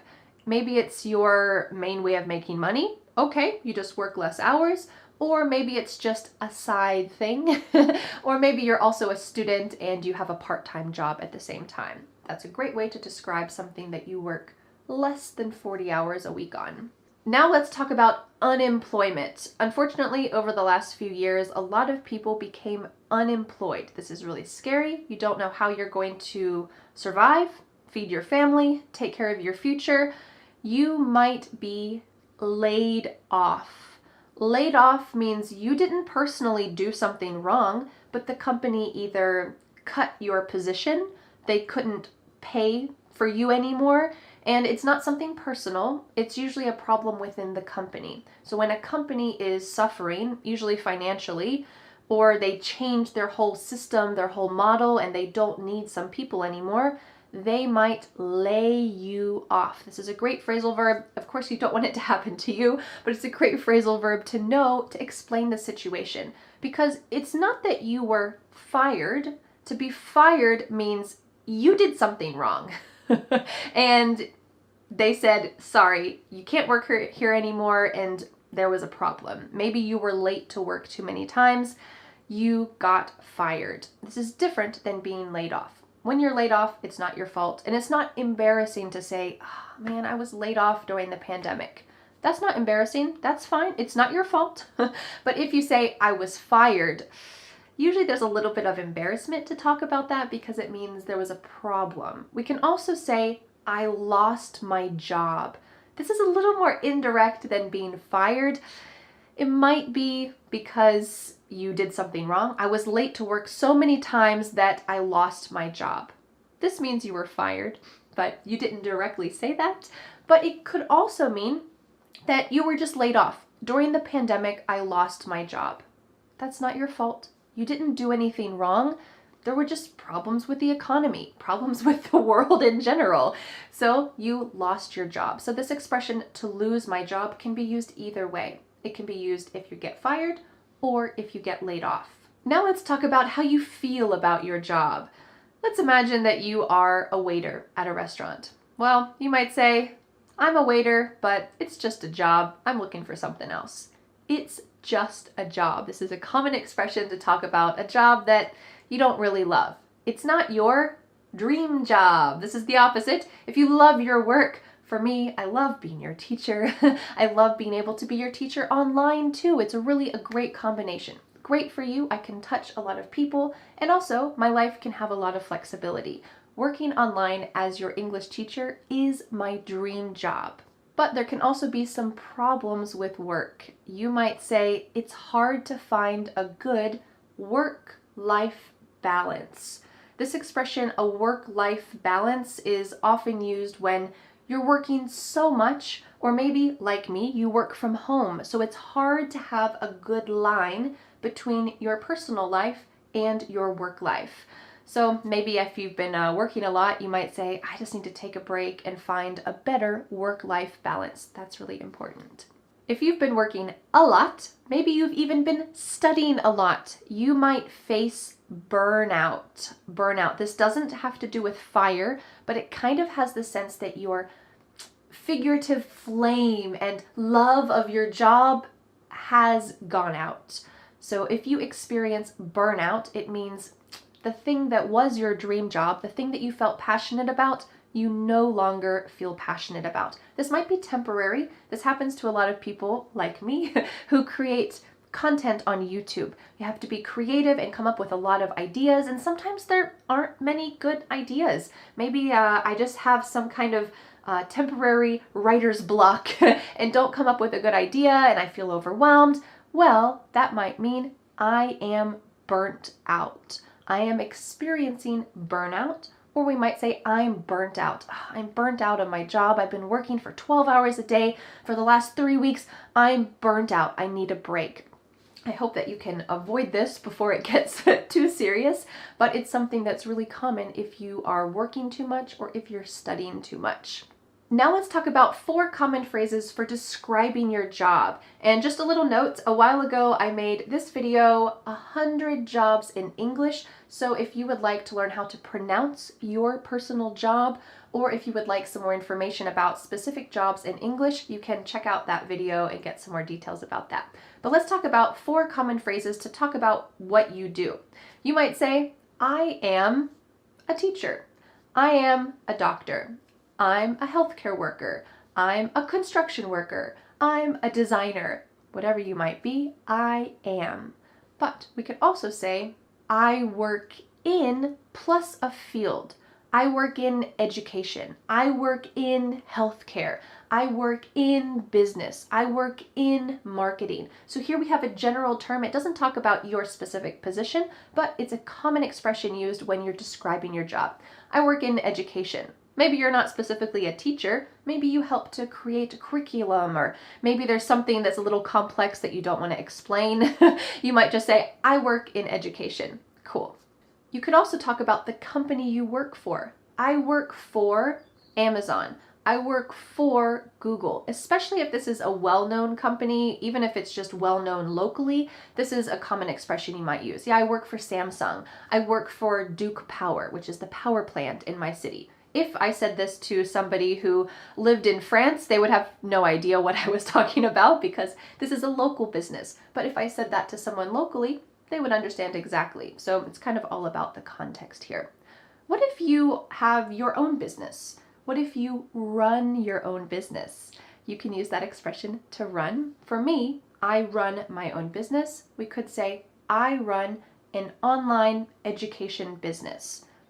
Well, that means that I teach online, but it means I'm the CEO, the boss. I wear all the hats. I run a business. So we could use this for a lot of different situations as long as you're the entrepreneur, you're the one who's in charge of the business. I run a business. Before we get to our sample conversation, of course, we need to talk about some common job questions. This is essential for daily conversation because usually these are the questions we use in small talk. So that's why this topic is really important to know about. One of the most common small talk questions after you say, hey, my name's Vanessa. Oh, nice to meet you. What do people say next? What do you do? What do you do? The full expression for this is possibly, what do you do for work? But we often just say, what do you do? And this doesn't mean, I'm sitting here right now talking to you. What are you doing right now? This means, what's your job? What do you do? So you might use one of those expressions we talked about earlier and say, oh, I work for Google. I work in marketing.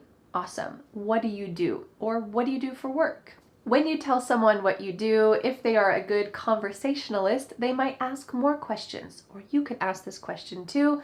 What's that like? What's that like? So you're asking about their experience. What's it like to be a nurse in the hospital these days? Well, you might say, well, I like the doctor I work for, but It's just been really intense lately, and it's not my dream job. I really want to be a photographer for foster animals and help them to find a new home. That's what I would love to do. I'd love to get into photography.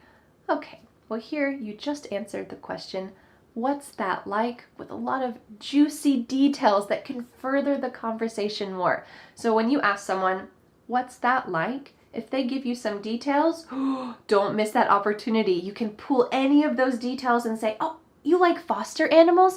Have you ever had any foster animals? Oh, I have a dog too. And you can kind of snowball the conversation. So this is a great way to get more information and learn about someone else. If you're talking with someone who you already know, maybe you kind of think you know what work they do, but you're not sure, or you haven't talked with them for a while, you might ask this question. Where are you working these days?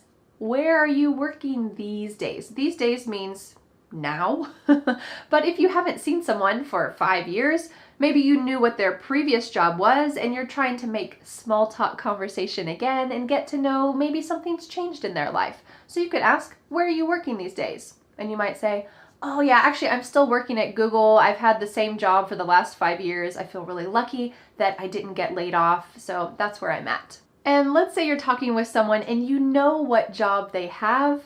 Well, you could ask this question. How's work going? This is similar to asking, how's your family? Oh, how was your vacation? This is just a common small talk question about someone's job. How's work going? And maybe they'll just say, oh, it's going fine. Okay, that's fine.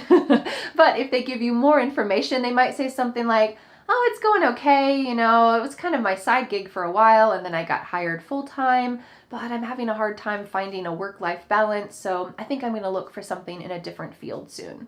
Oh. Well, you just had a great conversation there, and you've got lots more information to be able to have more conversation with someone just from the simple question, how's work going? All right, now it's time to see a sample conversation using all of these expressions, or many of these expressions that we just talked about. You'll see my husband Dan and I having a little chit chat about our jobs, and I hope that you recognize some of these expressions and questions that we talked about. Because in a moment after the sample conversation, it will be your turn to use them and to have a conversation with me. Are you ready? Let's watch. Hey Vanessa, where are you working these days? Oh, hey Dan. I run an online business, so I can work from anywhere. It's pretty great. Wow, what's that like?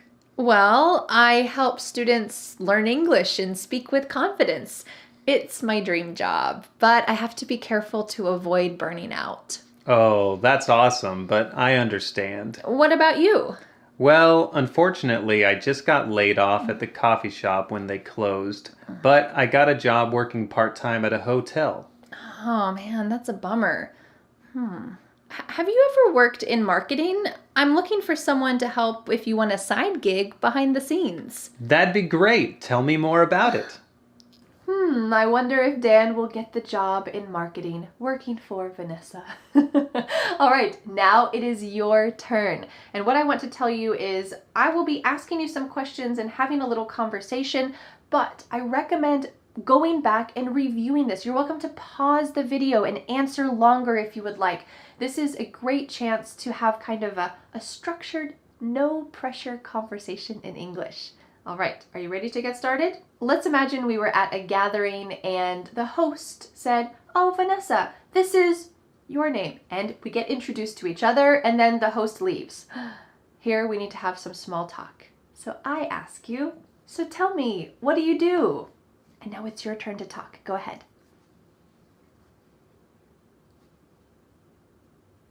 And what's that like? Do you enjoy your work?